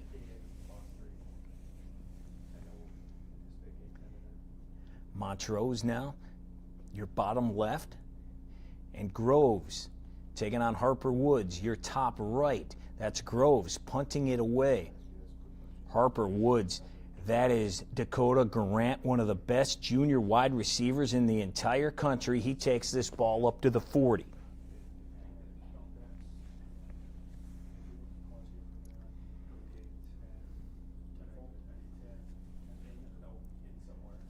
Montrose still with that 38-0 lead. You know, I was looking at that Gibraltar Carlson. I didn't realize they're a Division II school. So they're a bigger school. They're bigger than Pontiac Prep. So this is Pontiac Prep challenging themselves. I never knew that. I'm not as familiar with some of the downriver schools. Well, they have been the class of the division here for about 4 years now. And they've got quite the squad this year. We just switched over. We had Montrose down there in the bottom left, and now we've got the Milford game back in there. Kettering. Milford Yeah. in Kettering. Milford had a 45-0 lead at the half, and now it's Kettering looking to make something happen. 41-3 now, Orchard Lake St. Mary's. We told you they just scored. Wow. Guess what, Rob? They just scored again. It makes me wonder. I mean, we had Davison playing De La Salle, and I thought, okay, those are two of the better teams that we're going to see in the state. Well, Orchard Lake just opened up a can on De La Salle, so it kind of makes you wonder how good is Davison? Yeah, and Davison, they needed a missed field goal to hang on that game. 23-21, Davison wins that game. And there's talk that Davidson's not even the best in the Flint Metro, that Grand Blanc is loaded with offensive weapons. They definitely are. We saw them against Mona Shores week 1. They were 35-20 winners, and they had some explosive plays in that game. They got some offensive weapons up there. Hopefully we'll get them on. Well, obviously we're going to get them when they play Davison on DTV. Absolutely. And here we go now, Montrose, we told you about. They were ready to score again. They just did, 44-0. Top right of your screen, the extra point is up, and it is through, so let's make it 45. Top left, punt for West Bloomfield, and they down it with pretty good roll there for West Bloomfield. So Adams is going to have to go a long way to get on the board for the second time. But that's just a nice job by Adams after turning the ball over on the plus side of the 50 for West Bloomfield. Things could have got a lot worse if you allowed them to take that in and score, but instead they stop them, and they're going to get the ball and start their own offensive drive. Now, this is a dandy. This is Grand Rapids Catholic Central and Jackson Lumen Christi. Are we going to go to Jackson TV? Let's go to Jackson TV and have a little listen in and a look-see.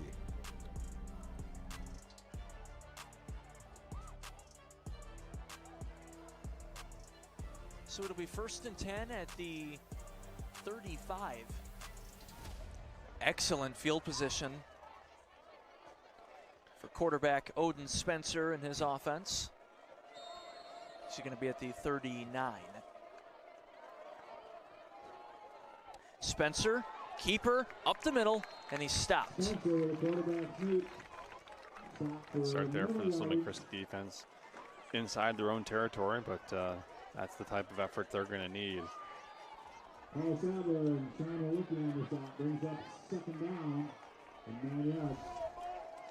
I expect more of a spy in projected passing downs, just making sure that they can keep somebody on Spencer, even if he is dropped back to pass, because he's proven to be able to run and pick up big chunk yardage.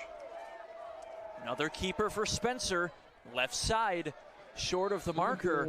3rd down and about 1.5 yards coming up. That's Johnny Walters, the fastest player on this Lumen Christi team, making the tackle there, but unfortunately it's 8 yards down the field before they can do it. Sets up a 3rd down and short. Again, opens the playbook here for the Cougars wide open.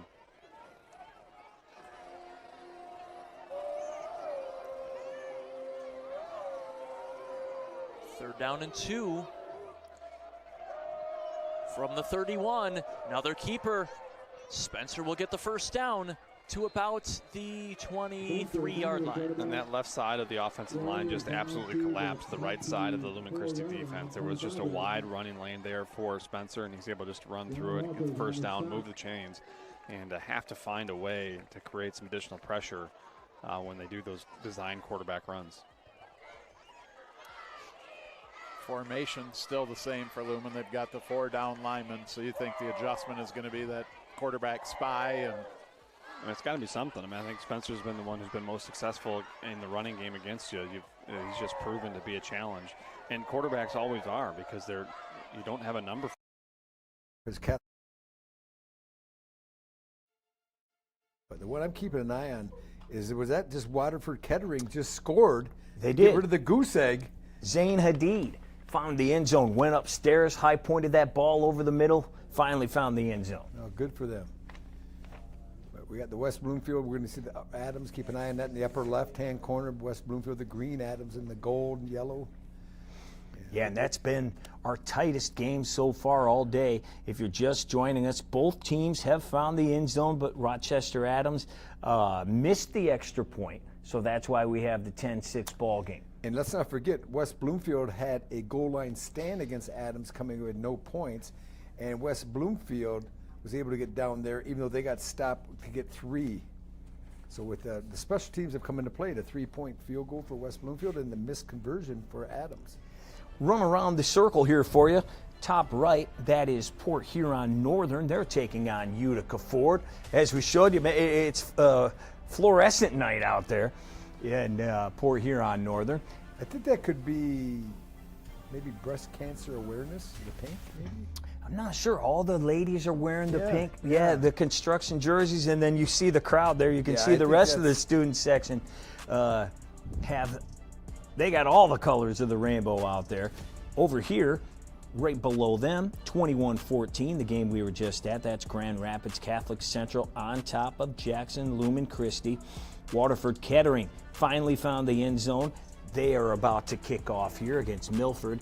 And then the top left, our game of the week. 1 minute to play in third. Let's go out there on 4th down. And that looks like that is a blocked punt in the back of the end zone, Rob. They are fired up, and it went in the back for a safety, I do believe. Yeah, they got it. You know what?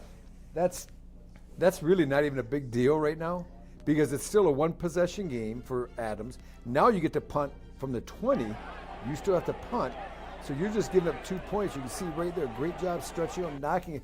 Now, it would have been big if they could have jumped on it, but it went out of the end zone for 2 points.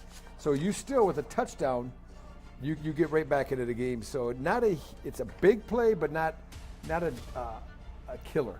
And once again, there he is right there, your man, Jamal Shakespeare, doing it again with the blocked punt. Hey, Stevenson, we have not checked in with them yet. Sterling Heights Stevenson, they are on your bottom left. They're checking on Chip Valley. Up top right, we've got a touchdown from Port Huron Northern. They extend their lead now 27-0 with 3 minutes to play in the third. Oh, Stevenson and Chip, this is good now. Bottom left. First time checking in with them tonight. Roll out, thrown across his body, but that pass is no good there. That was for Stevenson, thrown from their own end zone. Another team that's got some players on their team. Ronnie Hill, the Iowa commit, picked up a Michigan State offer earlier this week, so he's probably going to be playing in the Big Ten. Braden Clark as well, going to Ferris State to play for, I know it stinks, Rob, the defending national champions over there at Ferris State. And I know that's a tough one. Yeah, one I called a couple years ago for Stevenson, linebacker who's been giving us fits at Eastern Michigan, is Kwiatkowski. Oh, yeah. He's up at Central Michigan, and he is a stud. He's a first-team All-MAC. Number 12, playing inside linebacker with Chips. Really good player. Taking on the Michigan Wolverines. May see him out there tomorrow. Yeah, I saw him when they played Belleville with Underwood. Yeah. With Bryce Underwood. Wow. Yeah. And now they're going to go at it again here tomorrow. That's right. I never thought of that. That should be good. Check that out. But don't leave us right now. We are right here. We are the place for all the action across the state, from the west side to the south side, all the way up north. We've got you covered here on the State Champs Network on State Champs Score. Now back down on your left side. Orchard Lake St. Mary's looking to put it in one more time. They are on top of Warren De La Salle big time. It's been a long time since I've seen a Dan Roan coach team get handled like this. Pass over the middle and boom. How about it? Looks like another touchdown for Orchard Lake St. Mary's. They are pouring it on. That is Angelo Chapman, the senior, bringing it in. And Rob, you got to be impressed with the play of Gonzalez at quarterback. Yeah, that was a dime. And the thing that's scary about this team is they're very balanced. They can run the football. Gonzalez can run the football as a quarterback, but he can throw the football. They have talented receivers outside.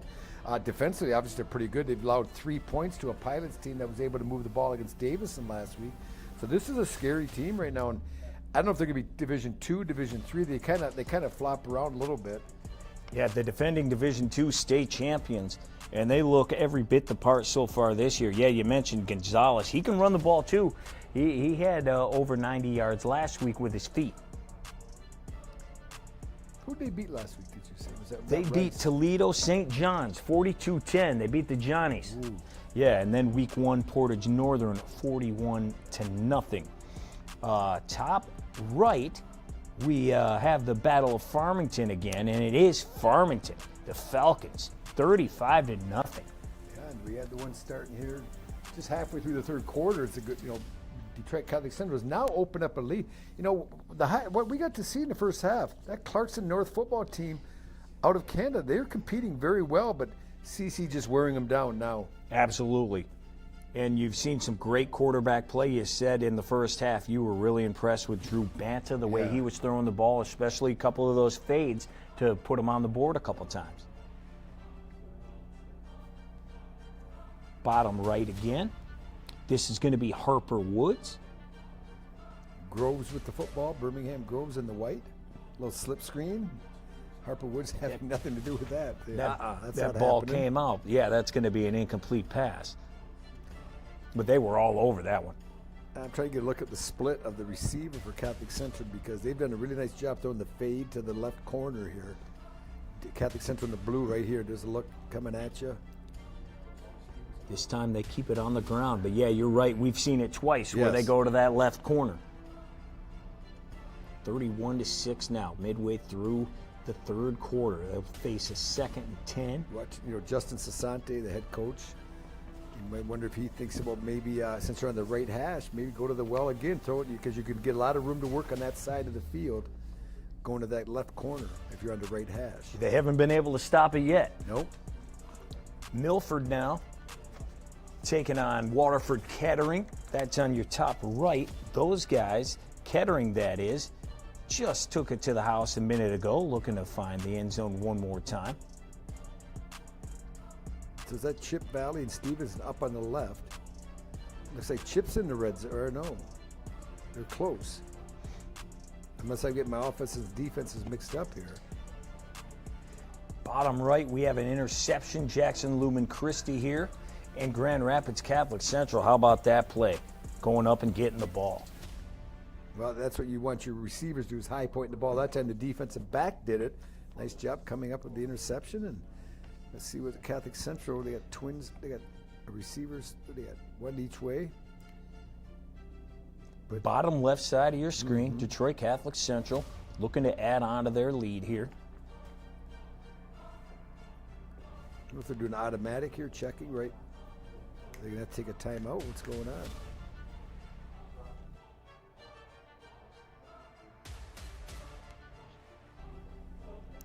here, and we got the bottom right after the interception now. We got Grand Rapids Catholic Central 21-14, Ryan, on the bottom right. And so we got and Stevenson and Chip on the upper left. Chip Valley in the white and red. Stevenson in the blue. Now on the bottom left in the red zone, we're going to get a look here and see if Catholic Central could add to that 31-6 lead. 3rd and 7. And there you go, Rob. Oh, this time, no good. Throw went a little bit long. We got a good scouting team here. We saw it coming. That's right. You played a time or two, so yeah, well, you saw that one. But people, it's not that hard. It's worked twice. Why not try it again? Absolutely. I mean, make them stop it. Vince Lombardi run 2 plays the whole game if he didn't stop it. Now we got the bottom right in the white, throwing it. Wide open. Wide open. Oh, he can't come down with it. A hair overthrow, but it was not brought in. Man. Catch the ball. That one. That looks like that. Yeah, you got to bring that one in. There's no doubt about it.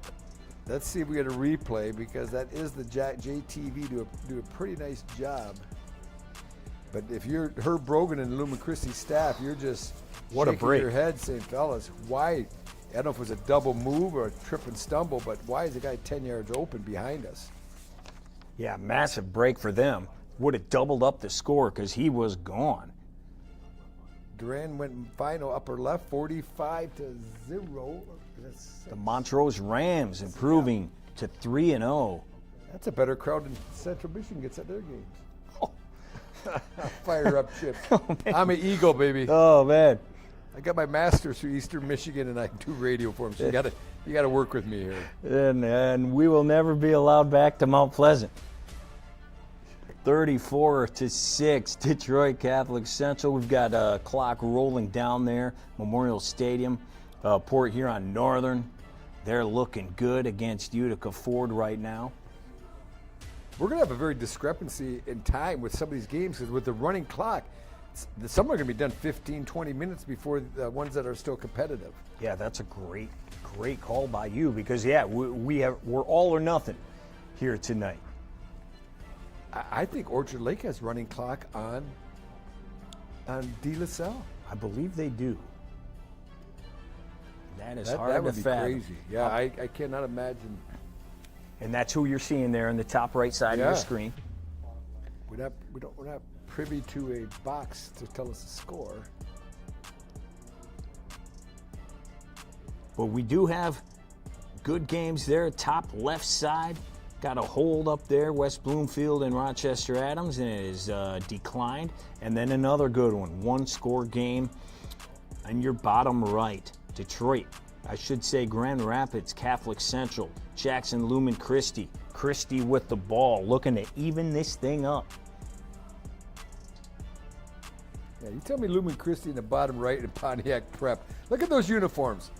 It's the same salesman from the same company say, hey, we'll put little stripes on your shoulder pad just to make it look different. But yeah, it's I'm still trying to make an excuse for a mistake here. Oh, that's all right, Rob. I talked myself in, but yeah, Lumen Christie. This is a big drive, as you can see now. They're almost in the red zone. We're going to probably go to JTV here real quick. Get to JTV because Lumen Christie now in the red zone, a 21-14 game.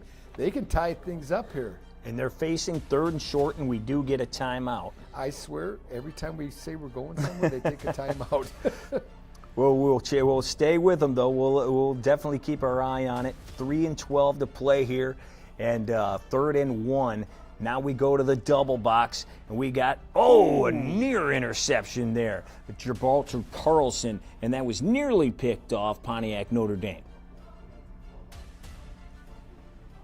Head back to the 4 box now. West Bloomfield inching toward that red zone. I believe they're at the 22-yard line, or I should say the other way around. It is Rochester Adams with the ball. They're looking to tie this thing up, but they've got a long way to go.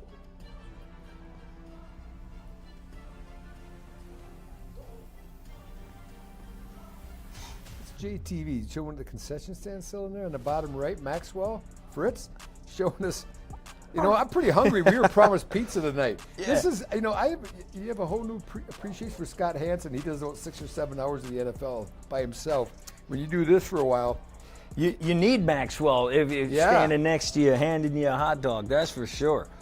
We need Howie to come in. There was some hungry Howie. Did he get a pick on And that this one? time we did get an interception. Jackson Lumen Christie heading the other way. Could he go all the way? One guy to beat. Might get a face mask. Gotta. How about the interception there, taken way down the field? They are back in business. Gotta be some laundry in that. Doesn't look like it. Well, a huge play. Pontiac Notre Dame prep heading the other way, and they needed that one. Jackson Lumen Christie now, little play action, fire across, and that one's picked off at the 1 yard line. Wow, just quarterback boot. The defensive end did a nice job of keeping contained right in his face, and it forces the quarterback to pull up, and he just kind of heaves it down, and the defender undercuts it. We're going to look here. Watch the quarterback boot to the right, bottom right-hand box we're looking at. He throws it, and the defender just drops back into coverage. Easy pick. Now, if you're Lumen Christie, that's all horrible because they're going to take the ball over on the 1 yard line. If you can play defense, get a 3 and out, you can still get good field position and pick up where you just left off. Warren De La Salle looking to punch it in. We got a throw to the back of the end zone in traffic. I believe that's brought in. Touchdown. Warren De La Salle.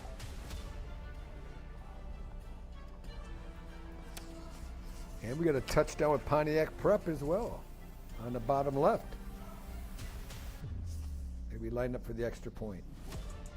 And who do we have here going against? We got Damian King, the fourth, with the touchdown for De La Salle. And you got upper left, Utica Ford trying to get in against. And they need it against Port Huron Northern. You got to make sure you say Northern because there are 2 Port Huron schools. I can remember before Lapeer combined, we had Lapeer East and Lapeer West. Absolutely. I listened to Channel 12 out of Flint, that station up there, Ryan Slocum worked for. And sometimes they would say, you know, Lapeer. I'm like, well, which one? Yeah. Lapeer East or West? We have 2. Oh, that must have been recently. Yeah, maybe it was Channel 5. Yeah, that must have been. The other ones. That must have been. There's Utica Ford, the upper left, trying to get in. And I think they do in the upper left. Yeah. The maroon and white of Utica Ford gets on the board. Warren De La Salle finally found the end zone, but they are down big time in that game.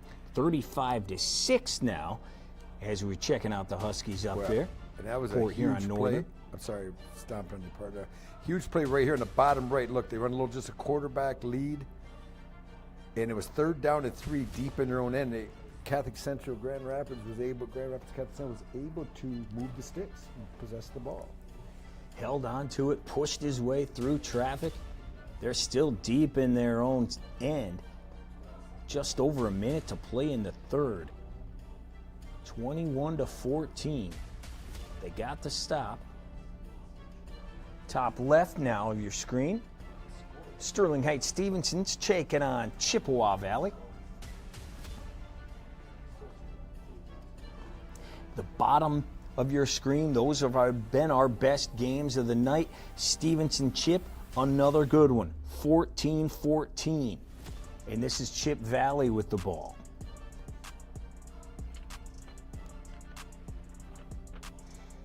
Harper Woods is on your top right.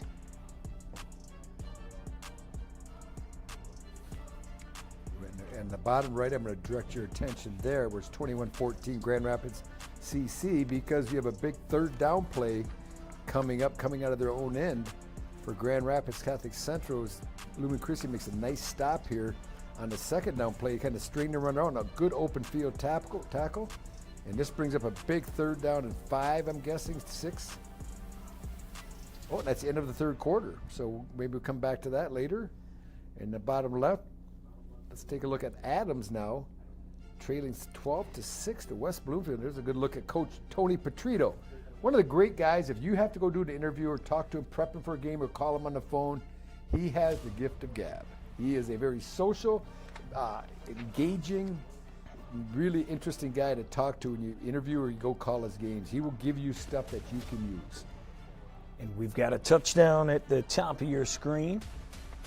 Harper Woods adding to their lead.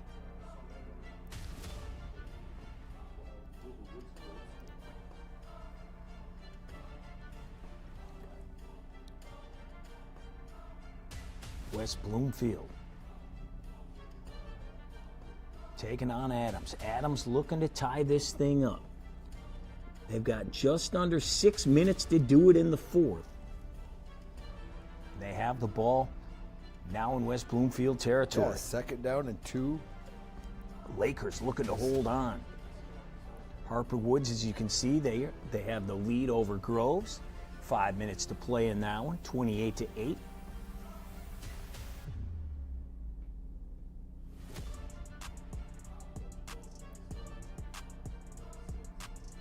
Orchard Lake looking to do it again. Man, they are pouring it on. This is where you're so helpless as a coach. If you're Dan Rowan of De La Salle, there's nothing you can do. I mean, you're just getting kind of whooped on a little bit. You just want to get out of it, keep your guys healthy. You know, you throw this tape away, you get ready for next week. And, Right. But the thing about the Catholic League, it doesn't get easier. Oh. Because, you know, there's no soft sisters in the Catholic League. No. Yeah, here comes DCC. Yeah, Here comes right. Brother Yeah. Rice. As we take a look at there on the baseball field, you saw a little slippage there in your top right from the Eaglets. We got a breakthrough there at the bottom. Now into the red zone. Rochester Adams.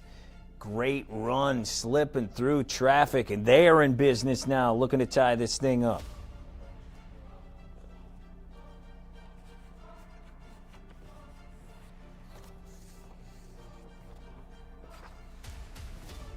We got a lot of good ones going on. Let's go listen to Shawnee Belize in a little bit. Him and Grant Perry giving us the call from West Bloomfield.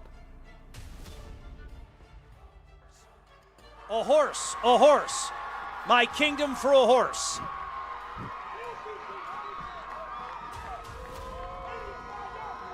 Lindstrom, shotgun formation. Direct snap. Spins out of a couple would-be tacklers, and Grant, what should have been a loss of 2, somehow he ends up getting positive yardage. That's the impact this young man has made. Yeah, he has. He's slippery, but he's also powerful. You know, he's not the biggest kid either, but you can see that he's shifty. He understands blocking leverage and understands how to get around these big guys and fit into tight spaces. They're moving the ball here, staying ahead of the change. We'll throw it down to Patty momentarily. How about we check in with Patty after this play? Okay, fantastic. Lindstrom in the shotgun again. It's worked. Empty backfield again. Fake the jet. No, they give it. Makes it cut at the 30. There's that West Bloomfield defense saying, hey, we've had enough of this. And it's Shakespeare himself stepping up and bringing that down right at the line of scrimmage. Why don't we throw it down to Patty? Thanks, guys. Nolan Ferris holding on to his right hamstring. He was just sitting down on the bench, hands in his face. Teammates are coming by him, giving him hugs, pats on the back. I would be surprised if he came back in this game tonight. Back up to you. Ugh. Thanks for that. Oh, your heart breaks for the young man, huh? It does. It does. Big third down here. 2:55 to go. 3rd and 10 for the Highlanders at the Laker 30-yard line. Lakers 12, Highlanders 6. Still having conversation on that far side of the field. You can see Waters over there as well. Send it in signals. Gonna hand it off. Look out, big space. Up near the first down. He's gonna be just short, but Grant, what an interesting scenario this is gonna be. It's gonna be about 4th and 2 from the Laker 22. Man, and Cameron DeWood has been fantastic on those little, quarterback Statue of Liberties, if you will. He fakes inside and then just politely hands the ball behind him, and Cameron DeWood has just been circling the defense, getting hard yards, and great effort to put them in a situation where they can feel comfortable attacking this 4th down. Here we go. Could be the game. If the Lakers get a stop here, Grant, in fairness, the Highlanders have 3 timeouts, but oh, baby, they'll be up against it. 4th and 2 from the 22. Lindstrom, keeper, breaks out of one tackle, dives forward. He's short. He is short. All right, Rob, short there as we leave Shawnee B and Grant. 14 all on the right side of your screen. That is Sterling Heights Stevenson taking on Chip Valley. This is Stevenson, the Titans, looking to take it in and take the lead. Stevenson in the blue and white on offense right here. Chip on the white and the red on D. Oh, my Lord. Oh, they it blew looks it like dead. we They blew it dead. Yeah. Man, that would have been disaster. 4 minutes left in this one. Let's get back to the left ones. 4 left in Stevenson, Chip, but a minute 40 left in the Adams and West Bloom. West Bloom with a 4th down stop now. Can we see the timeout, the graphic? It's kind of, does Adams have any? Is that 3 or 0? It looks like it says 3. If that's the case, they're going to have an opportunity to get the ball back if they can defend and get a 3 and out. Yeah, they will have time to get that ball back. Right side of your screen now. Stevenson. After that play was called dead, here they come. Tied at 14.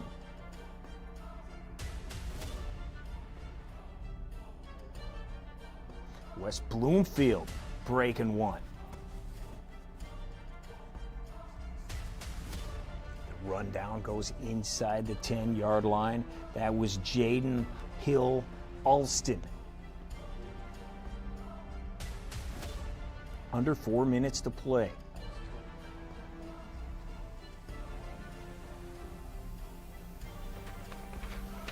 Clock running for West Bloomfield here. Yeah. Adams took a timeout. Stops at $1:24. Clock running over on the right side as well, near the top. 45-8. Milford takes out Waterford Kettering. You see them shaking hands on the bottom left.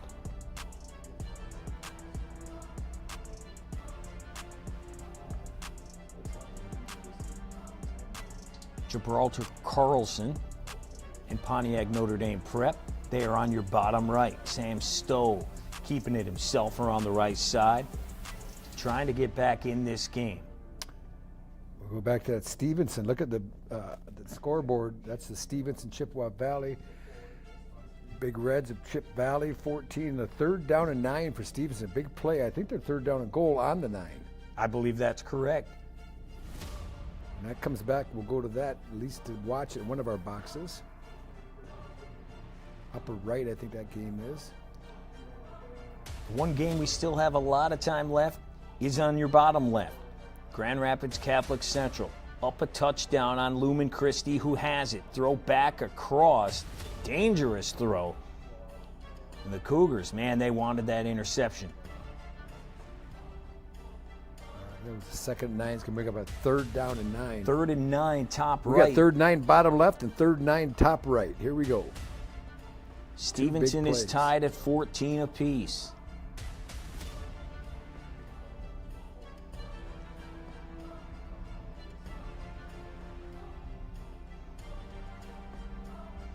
Davion Reese keeping it, inching closer down to the 2-yard line. Big decision here, Rob. How much time? We just looked at the scoreboard. I can't remember. It was at 1:37 before that play. Which one? About Stevenson? Stevenson. Well, and they are now facing 4th down. I go for it. Oh, I mean, what you can kick depends on your kicking game, huh? Right. Obviously. Here, let's take a look at the clock here. We're going to see it in there. 1:57 left. 14-14. You take 4th and goal. If you have any type of kicking game, you kick it. 3 points is good. You can leave Chip Valley with 2 timeouts and having to go a long, probably 50 to 60 yards, even to get a field goal attempt. Chip Valley looking for their first win of the year in the MAC Red opener. They come in 0-2. Losses to DCC. Losses to Lakeview as well. Oh, we got a muff punt. Talking about bottom left of your screen. Oh, bottom left, yeah, muff punt. Lumen Christi said they have it. The official early pointed that it was Grand Rapids Catholic Central's ball. And West Bloomfield picking up a first down, big-time first down. That could ice this game. Let's look at the replay on the bottom left. Here's the punt. It's muffed by the Grand Rapids Catholic Central return man. And it looks like Catholic Central gets out. The official points early. Now let's go back to the right box. Stevenson, 4th and 2, going for it, not settling for the field goal attempt. Here we go. Hand off, and he's in there. Touchdown. Stevenson goes up 20-6. Well, that's why Justin Newcomb coaches, and I sit here and talk about what they're doing, because Justin obviously knew something that I didn't, that he felt he had the ability to get that big back into the right side. Yeah, number 22, Jaden Hill Alston taking it in, giving Stevenson the lead. They're looking to move to 3-0 on the season. Had a couple of big wins. This is the tightest game they've been in so far this year. Coming up huge. So we take a look at the scoreboard. Not much time ran off the clock. 1:52. It is 21-14. Two timeouts, though, for Chip Valley to come back. You have a roster of Chip Valley, because I'm kind of curious if there are any more Schusters that are quarterbacks there. There's been 2 or 3 that have come through there. They may have run out of Schusters. We've had them in Michigan Michigan they've all State. been good. Yeah, they've been good players. Grand Valley Player of the Week in the GLIAC this week. Yeah. And then Lawrence Tech, Schuster as well.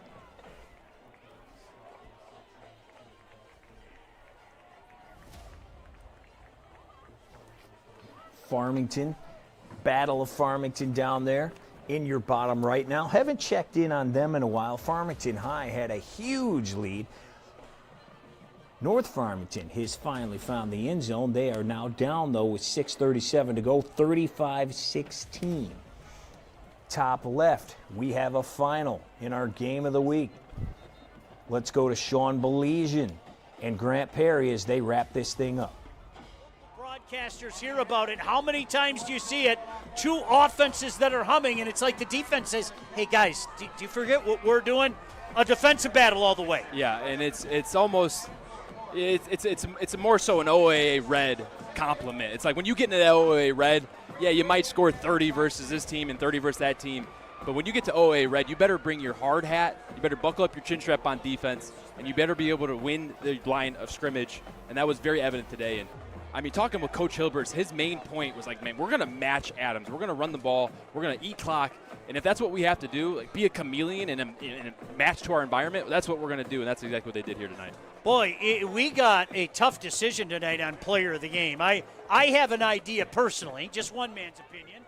We'll come back and talk about that. We'll also check in with So a big win for West Bloomfield, Rob. 12-6, low-scoring affair, but they hold on. They get the job done to improve to 3-0 now on the season. They get their first win in conference. Yeah, and you heard Sean Belizean, the state champs play-by-play guy there talking a little bit, and he said they had to be a chameleon. It's not the style of football they like, but they adapted, and they're going to be in a physical, tight-to-the-vest type of game with Rochester Adams. They were able to play, get their defense, kind of tighten it up to the line of scrimmage and slow that option offense of Adams down, and they come with a 12-6 win. And now we're looking at the bottom right. That's Farmington well in control of this game against North Farmington. Farmington in the blue on the right, North Farmington in the white and yellow, and then kicking off Stevenson. This is what we're going to keep an eye on now. Upper left, DCC's had their way with Clarkson North football out of Canada, out of Ontario. Even though they're a really good program, DCC looks really loaded this year. Now the kickoff we're going to watch in the right, upper right, Stevenson kicking off to Chip. Now Chip's down a touchdown with about a minute 50 to go here in the game. I think they had 2 timeouts when we saw the scoreboard last time, so let's keep an eye on that one. Because really, that's the only one besides the one in the lower left. Catholic Central and Lumen Christi, still a lot of interest there. I can't see is that a 3rd and 13? That is 3rd and 13 they're facing. Down 21-14. and that is in your bottom left side of your screen. Once again, Farmington battle over there on the bottom right. Farmington with the ball, and they have a 19-point lead. So here comes Chip Valley. The Big Reds got just under 2 minutes to even this thing up. Looking for their first win of the year. That ball's going to be in the air, trying to get out of bounds, get yards. Great play, just short it looks like of the first down. Terry Wilson, head coach at Chip Valley, did a nice job. Longtime coach Scott Merchant, who I think coached here for a while at Lawrence Tech too. Yep, he coached last year at Lawrence Tech. Now he's over at Bloomfield Hills. Oh, he is? Yep. Scott's moved around a little bit. And back in the bottom left, and we got them, they're both snapping at the same time. Bottom left, upper right. That's Grand Rapids Catholic Central kicking it away, gets a friendly bounce, brought in at the 20, and he is hammered and brought down at the 24, and that's where Lumen Christi will start. Big time punt, line drive punt, but nets about 50 yards. Really flips the field. Now Lumen Christi, with just under 6 minutes to go, has a chance to come back in one possession game. See if they can tie it up with a touchdown and a conversion. And in upper right, we got Chip Valley with the ball in white. About a minute 40, down by a touchdown. 2nd and 1. Ended up just short of the first. They're going to pick that up and then some. Great job hitting the edge, crossing midfield and getting out of bounds. Wow, that's just a little inside zone read play that the quarterback for Chip Valley sees an open edge, and he just stops and gets to the edge and gets outside and turns a 3-yard gain into about a 30-yard gain and flips the field. Still with probably a minute, gets out of bounds, maybe a minute 30 some. I'm just kind of guessing in my head. Plenty we of don't time. have a score box, right? They're on the plus 44-yard line. Yeah, plenty of time, especially when you're making splash plays like that and then getting out of bounds. Chip Valley trying to pick up their first win of the year. Throw down the seam, and he's got a man. He's going. Oh! Out of here. Touchdown. Chip Valley. Zach Brown scores. Wow. Zach Brown, bam, baby. Look at that. Down now it's going to be 21-20. Big extra point kick coming up. Or does Coach Wilson decide maybe we try to end it here and go for 2? Wow. Incredible play from the left side. Broke free and then just showed off the speed. Well, it's a game that you haven't seen a lot of offense. It was 14-14, still with about 2 minutes to go in the game. And all of a sudden, Stevenson scores and Chip Valley answers. They were just toying. Here's the big kick here right now. Absolutely. Huge kick here. Looks good from here. Roy Haddad puts it through. And now we'll take a look at the board. 124. They did not take any time at all to tie this up, and they didn't use a timeout. What did they take over with 157, was it, when we came back? 157 and 33-second drive. Three or four plays. Yeah. Crazy.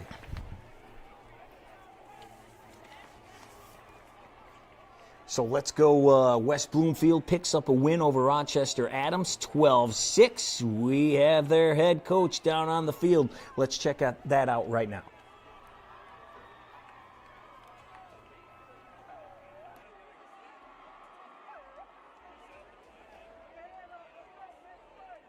Downhill, but your defense comes up with a huge stop this time. What do you have to say about the way your defense played this entire game? They really stepped up. They started stepping up in the weight room in January and all summer. They worked really hard, and I think the confidence has kind of carried over. They're a great team. Adams is a great team, great program, and they're resilient. They had some kids go down, and they were still driving at the end of the game, putting pressure on us, but our guys have responded time and time again, and I'm really, really proud of them. Oh, and there they are now.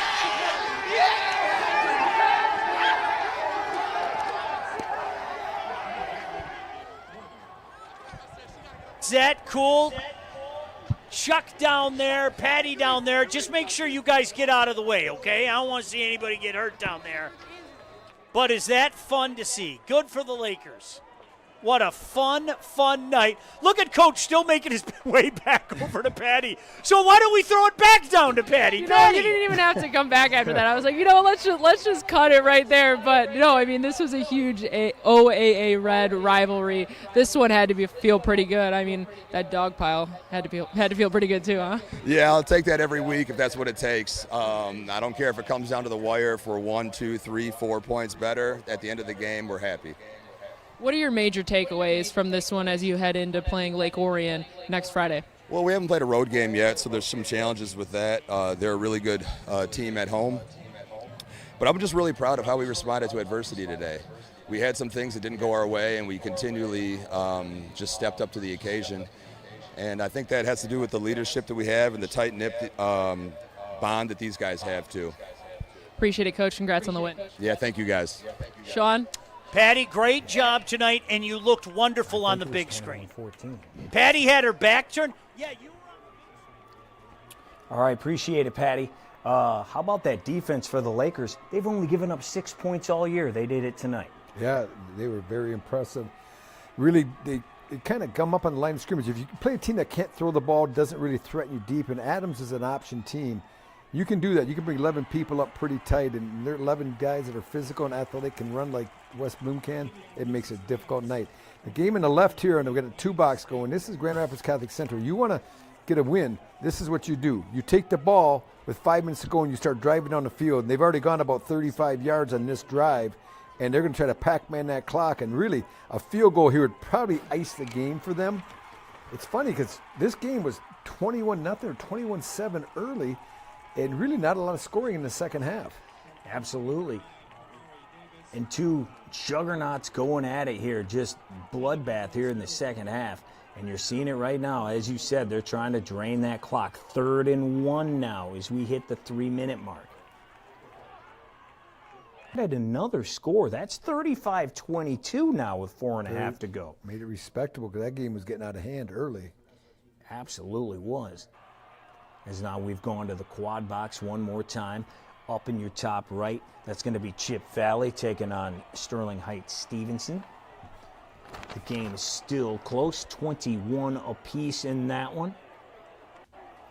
21-14, Lumen Christi and GRCC, and then DCC, our number 2 team, 34-14 over Clarkston North from Mississauga, Canada.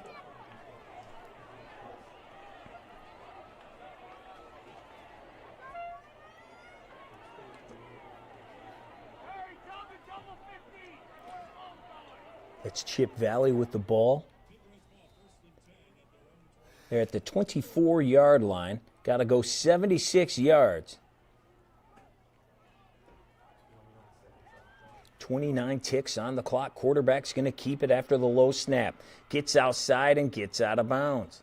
So Stevenson already had it, couldn't move it, because Chip scored to tie it up at 21. So then Stevenson got it with a minute 24. They couldn't do anything with it. Chip used their timeouts, and they have it back now with an opportunity because they just had another 10, 15-yard play where they got out of bounds. Interesting. GRCC, great run, breaks free, touchdown. And that may do it. That's game, set, match, people. But how about Herb Brogan? He got down, the head coach of Lumen Christi. They got down early, and they looked like they were really outmanned. But they made some adjustments at halftime, and they were able to hang in this game and make it competitive. And that's a Division 6 school. Sometimes Christie's been even 7. And this is a really good 4, sometimes 5 state championship team in Grand Rapids Catholic Central. So Herb not afraid to play anywhere and no. Go anywhere, but Todd Colster just does a really nice job as the coach of Grand Rapids Catholic Central. Yeah, they look like they are reloaded, ready to do it one more time. Lumen Christi, you said it last week, they're not afraid to play anybody. They played a pair of state champions in week 1 and 2, one coming from Illinois, and now here we go again against GRCC. That's always competitive. Stevenson going to take on Dakota next week. As we're checking, you see that game. Chip Valley is who they got this week. And they are in the top right. Looks like we're going to overtime again this week with Chip Valley and Stevenson. Looks like we're getting a timeout in that game. Lumen Christi, there we go, 21-21. So that 3 minutes means that's what they take a 3-minute break between. Oh my, overtime. OT. I tell you, as you see, quarter here's number the bad 5 part. over Okay, this there. is the hardest part about doing this show is about 15 minutes ago I started smelling pizza. So, you get your mindset that I'm going to be eating pizza pretty quick, and now Stevenson and Chip Valley have the nerve to go into overtime. Well, and that's why you go for 2. Well, and and Belizean game's over, so you can't throw it to him so you can grab a bite now. Oh, my. That Belizean, I'll tell you. Buck 37 in your top left there. I wonder why the Lumen Catholic Christi I'm sorry. down 2 scores. Wonder why the Catholic Central game took so long. Did they have an injury or something? I don't. We had all these other games had the running clock, so a lot of Well, those. yeah, but this one's definitely going that's longer. True, yeah. As is Detroit Catholic Central, 34-14, and there's your Clarkston North. Good little pickup there. They have not had much offense in quite a while, so that was a nice pickup there by them. Once again, for anyone who just hopped on, Clarkston North is not Clarkston, Michigan. It's Clarkston in Ontario. It's called Clarkston North Football. They're a kind of a, I don't say hired gun, but they go get kids from all over to teach them American football. It's one of the best programs in the entire country of Canada. And here they go one more time. Down inside the 5.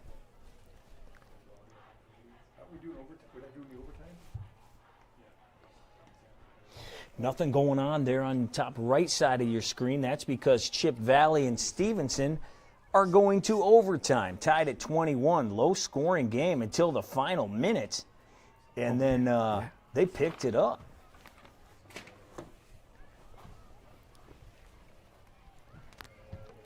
Way to make it respectable here for North Farmington. They were down huge. I believe 5 scores. And now 35-22, but that clock is moving, and Farmington has the ball inside the 10. They're looking to punch it in one more time and put this game on ice. You got something to say, Rob? How come you're not talking? What's going on over here, Rob? Nothing. You seem to be doing very well on the mic. I didn't want to say anything. Oh, it wasn't because you had a mouthful or anything? Could you hear me chewing? I'm not the most I don't chewer. No, I couldn't. No, that wasn't it at all. Or yeah, it was. One of the two. GRCC picking up the win. Huge win for them. See, yeah. Come on now. Seriously, Alan? Yeah, Rob Rubick joining me in studio, otherwise known as Howie. He's shout out to Hungry Howie's. Thank you so much. And Clarkston North, in the meantime, has punched it in. So that's a 12-point game, 3:35 to go there. So they have a little bit of time, but, man, they got to go to work like they did on that last drive 2 more times. I was framed, by the way. That's what it was? That's why you weren't talking? Yeah, I'm just taking this tissue. This napkin. If I was eating, you would know it because my family says I chew loud. You get this the old smack going? All right. Well, here we go now. North Farmington, this game is, the clock is running there. Looks like Farmington's going to pick up that win in the rivalry, 35-22. Still waiting for that overtime game, Chip Valley and Stevenson. And there you go. There's some happy Falcons up there. They improved to 2-1 on the season. They really stepped on the gas, Rob, right out of the gate and never looked back. Although North Farmington did make it a little bit of a game there. You give North Farmington a lot of credit because they didn't give up. They got down big, got 4 or 5 touchdowns early, and they kept clawing away and scored 3 of their own. That's something you build on. It's still early in the season. You know, there's no playoff teams. There's no teams that haven't made the playoffs yet. So you keep grinding away. You put the film on as a coach, and you try to get better. And they got better in the second half. If you're North Farmington, you got to be pleased with the fact that you stayed in there, you kept playing, and you didn't give up. And they beat Livonia Stevenson in week 1, 20-7 before losing to Walled Lake Western in that nail-biter last week. Farmington, like we said, they're 2-1 on the year now after beating Oak Park and losing to Holly, trying to build off a 7-4 campaign from 1 year ago. Detroit Catholic Central looking to just end this thing as that clock is moving now down to 3:20. Still waiting for overtime over there at Stevenson. It's taken a little bit for their 5th quarter to get rolling here. Once again, tied at 21, a scoring spree in the final 2 minutes after nothing really doing all night. Yeah, I just don't understand the length it takes. When you go on the 10-yard line in high school, right? Each team will get on the 10-yard line, get an opportunity to score. And go ahead. We're 2 for 2 now, Rob. That's awesome. Last week was our very first state champs score show, and we had the #1 team in the state, Cass Tech, taken to overtime by Granville. Yeah, but here's the thing you need to understand is, I don't know about you, but I'm not paid hourly. You are, maybe, and that's why you enjoy these overtimes. I am salaried. No, we talked about this. I'm not paid. Yeah, we talked about that last week. Then you need a new agent. Yeah, no, I need a Rubick fella to get it. I'm gonna this the Clarkson North football team from Canada. What is the record? Do you know what the record was coming in? Do you have? They were 1-1. Yep, I could tell you exactly. You said they played a team from Ohio. They did. They played a team from Ohio, and they also played a team from Harrisburg, Pennsylvania. And they take on the top teams all over the Midwest. That's funny. Both those states play really good high school football too, Ohio and Pennsylvania. Yeah, absolutely. They defeated Bishop McDevitt from Harrisburg 27-7, and then they lost to Wash Jesuit from Ohio 30-6 last week, and now they're taking on our #2 team in the state in Detroit Catholic Central. 21-21, as you can see, it says quarter number 5 down there as we are still waiting for Stevenson and Chip to get going. It looks like Stevenson's going to get the ball first, Rob. Yeah, maybe we go big picture on the Stevenson game, since the Catholic Central one is they're just, and that's going to be a touchdown for CC. They pop a long run. They drag him down on the 1-yard line. But maybe we go big screen and watch this overtime, since this is really the game that matters. That's anything left to be said. Now, I'm looking at the backfield of Stevenson. You don't see number 52 very often as a back, do you? No, That's a sir. center's number. And he's throwing a block, and it's a good one. Make it. Nope, no face mask call there. They wanted one. 22 is getting off the ground. That's Joshua J. Johnson taking it down to the 4-yard line. Quarterback number 2, Peyton Coldicott. And as you mentioned, 52. You don't see him too often, Rob, because he's not on your roster. Dropped in the backfield. How about the big loss? Back to the 11.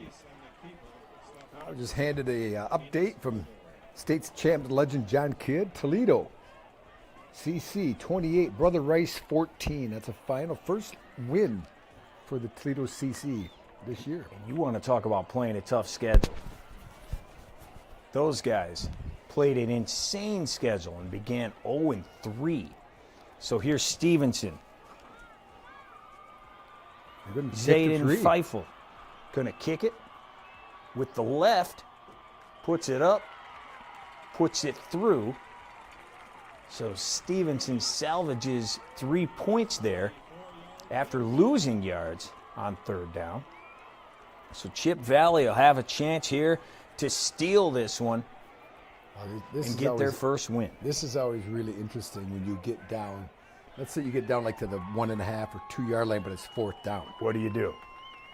Well, and we saw it earlier. Well, I think you got to kick at field goal, because if that's the case, why didn't you go for 2 at the end of the game to win the game?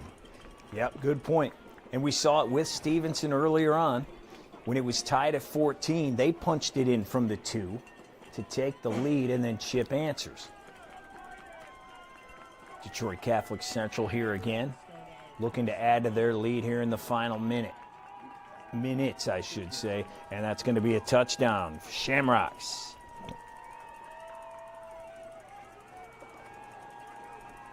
All right, here we go. Chip, 1st and 10, big screen. See if they can punch it in.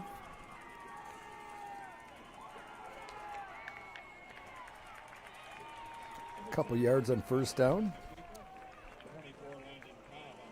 They bring a little jet read there where they bring the motion player hard on the jet motion. The quarterback can either give it sometimes. Sometimes it's predetermined, it's already pre-called. But that time he just kind of fakes it and the quarterback takes it right up the middle.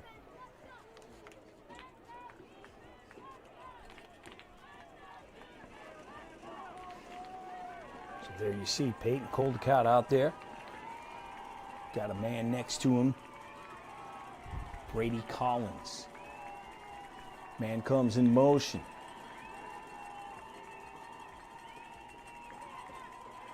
It's Collins. So that's a nice job by Collins there. He cut his losses. He tried to throw to the right, nothing there. He spins, he comes back, and there's blue shirts waiting for him there. Instead of trying to run to the edge, he just tucks it, goes straight up the field, does a nice job. Ends up picking up a couple yards, gives him a more manageable 3rd down and 5. Now, you're thinking here, Ryan, you're thinking pass, and that's why a lot of coaches will try to slip a run in. You know, you get the team, you always want to try to cross them up a little bit. Stevenson looks like they're pretty big up front. They sure do. They got 3 big ones. So here's Collins, and once again, Coldicott next to him. Let's see what they do.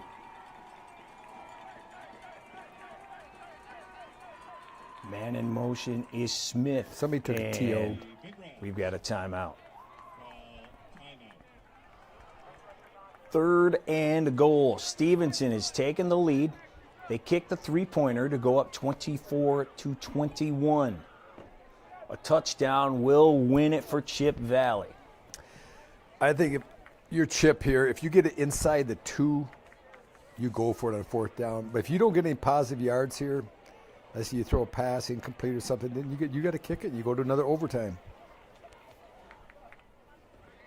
2nd week in a row that we've got OT on the score.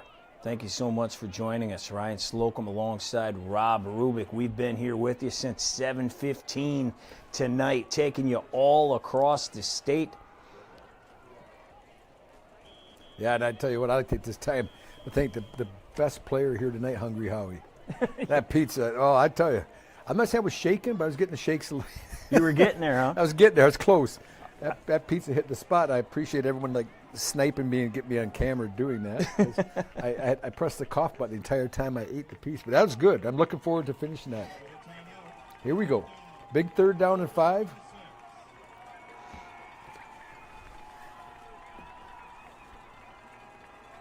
Here we go. Collins waiting for the snap.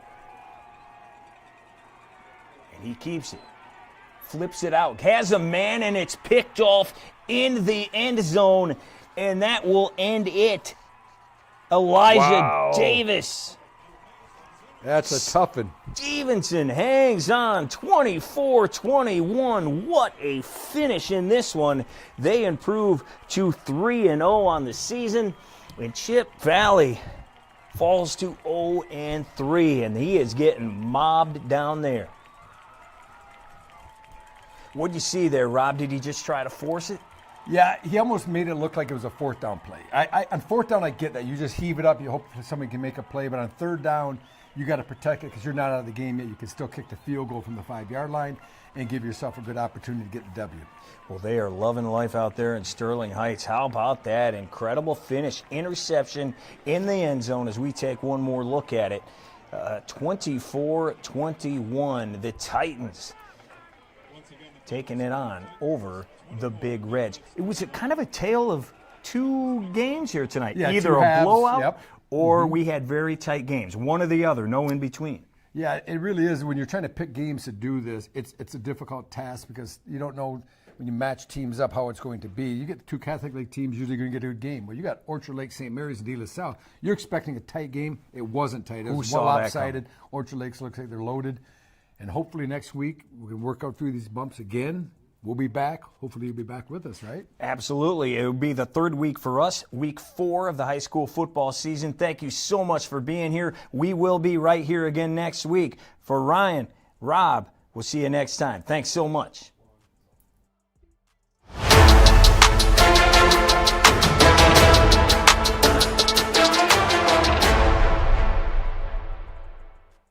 State Champs Score is delivered by Hungry Howie's Pizza. Also brought to you by Lawrence Technological University, Alta Equipment Company, Michigan High School Athletic Association, and the Construction Association of Michigan.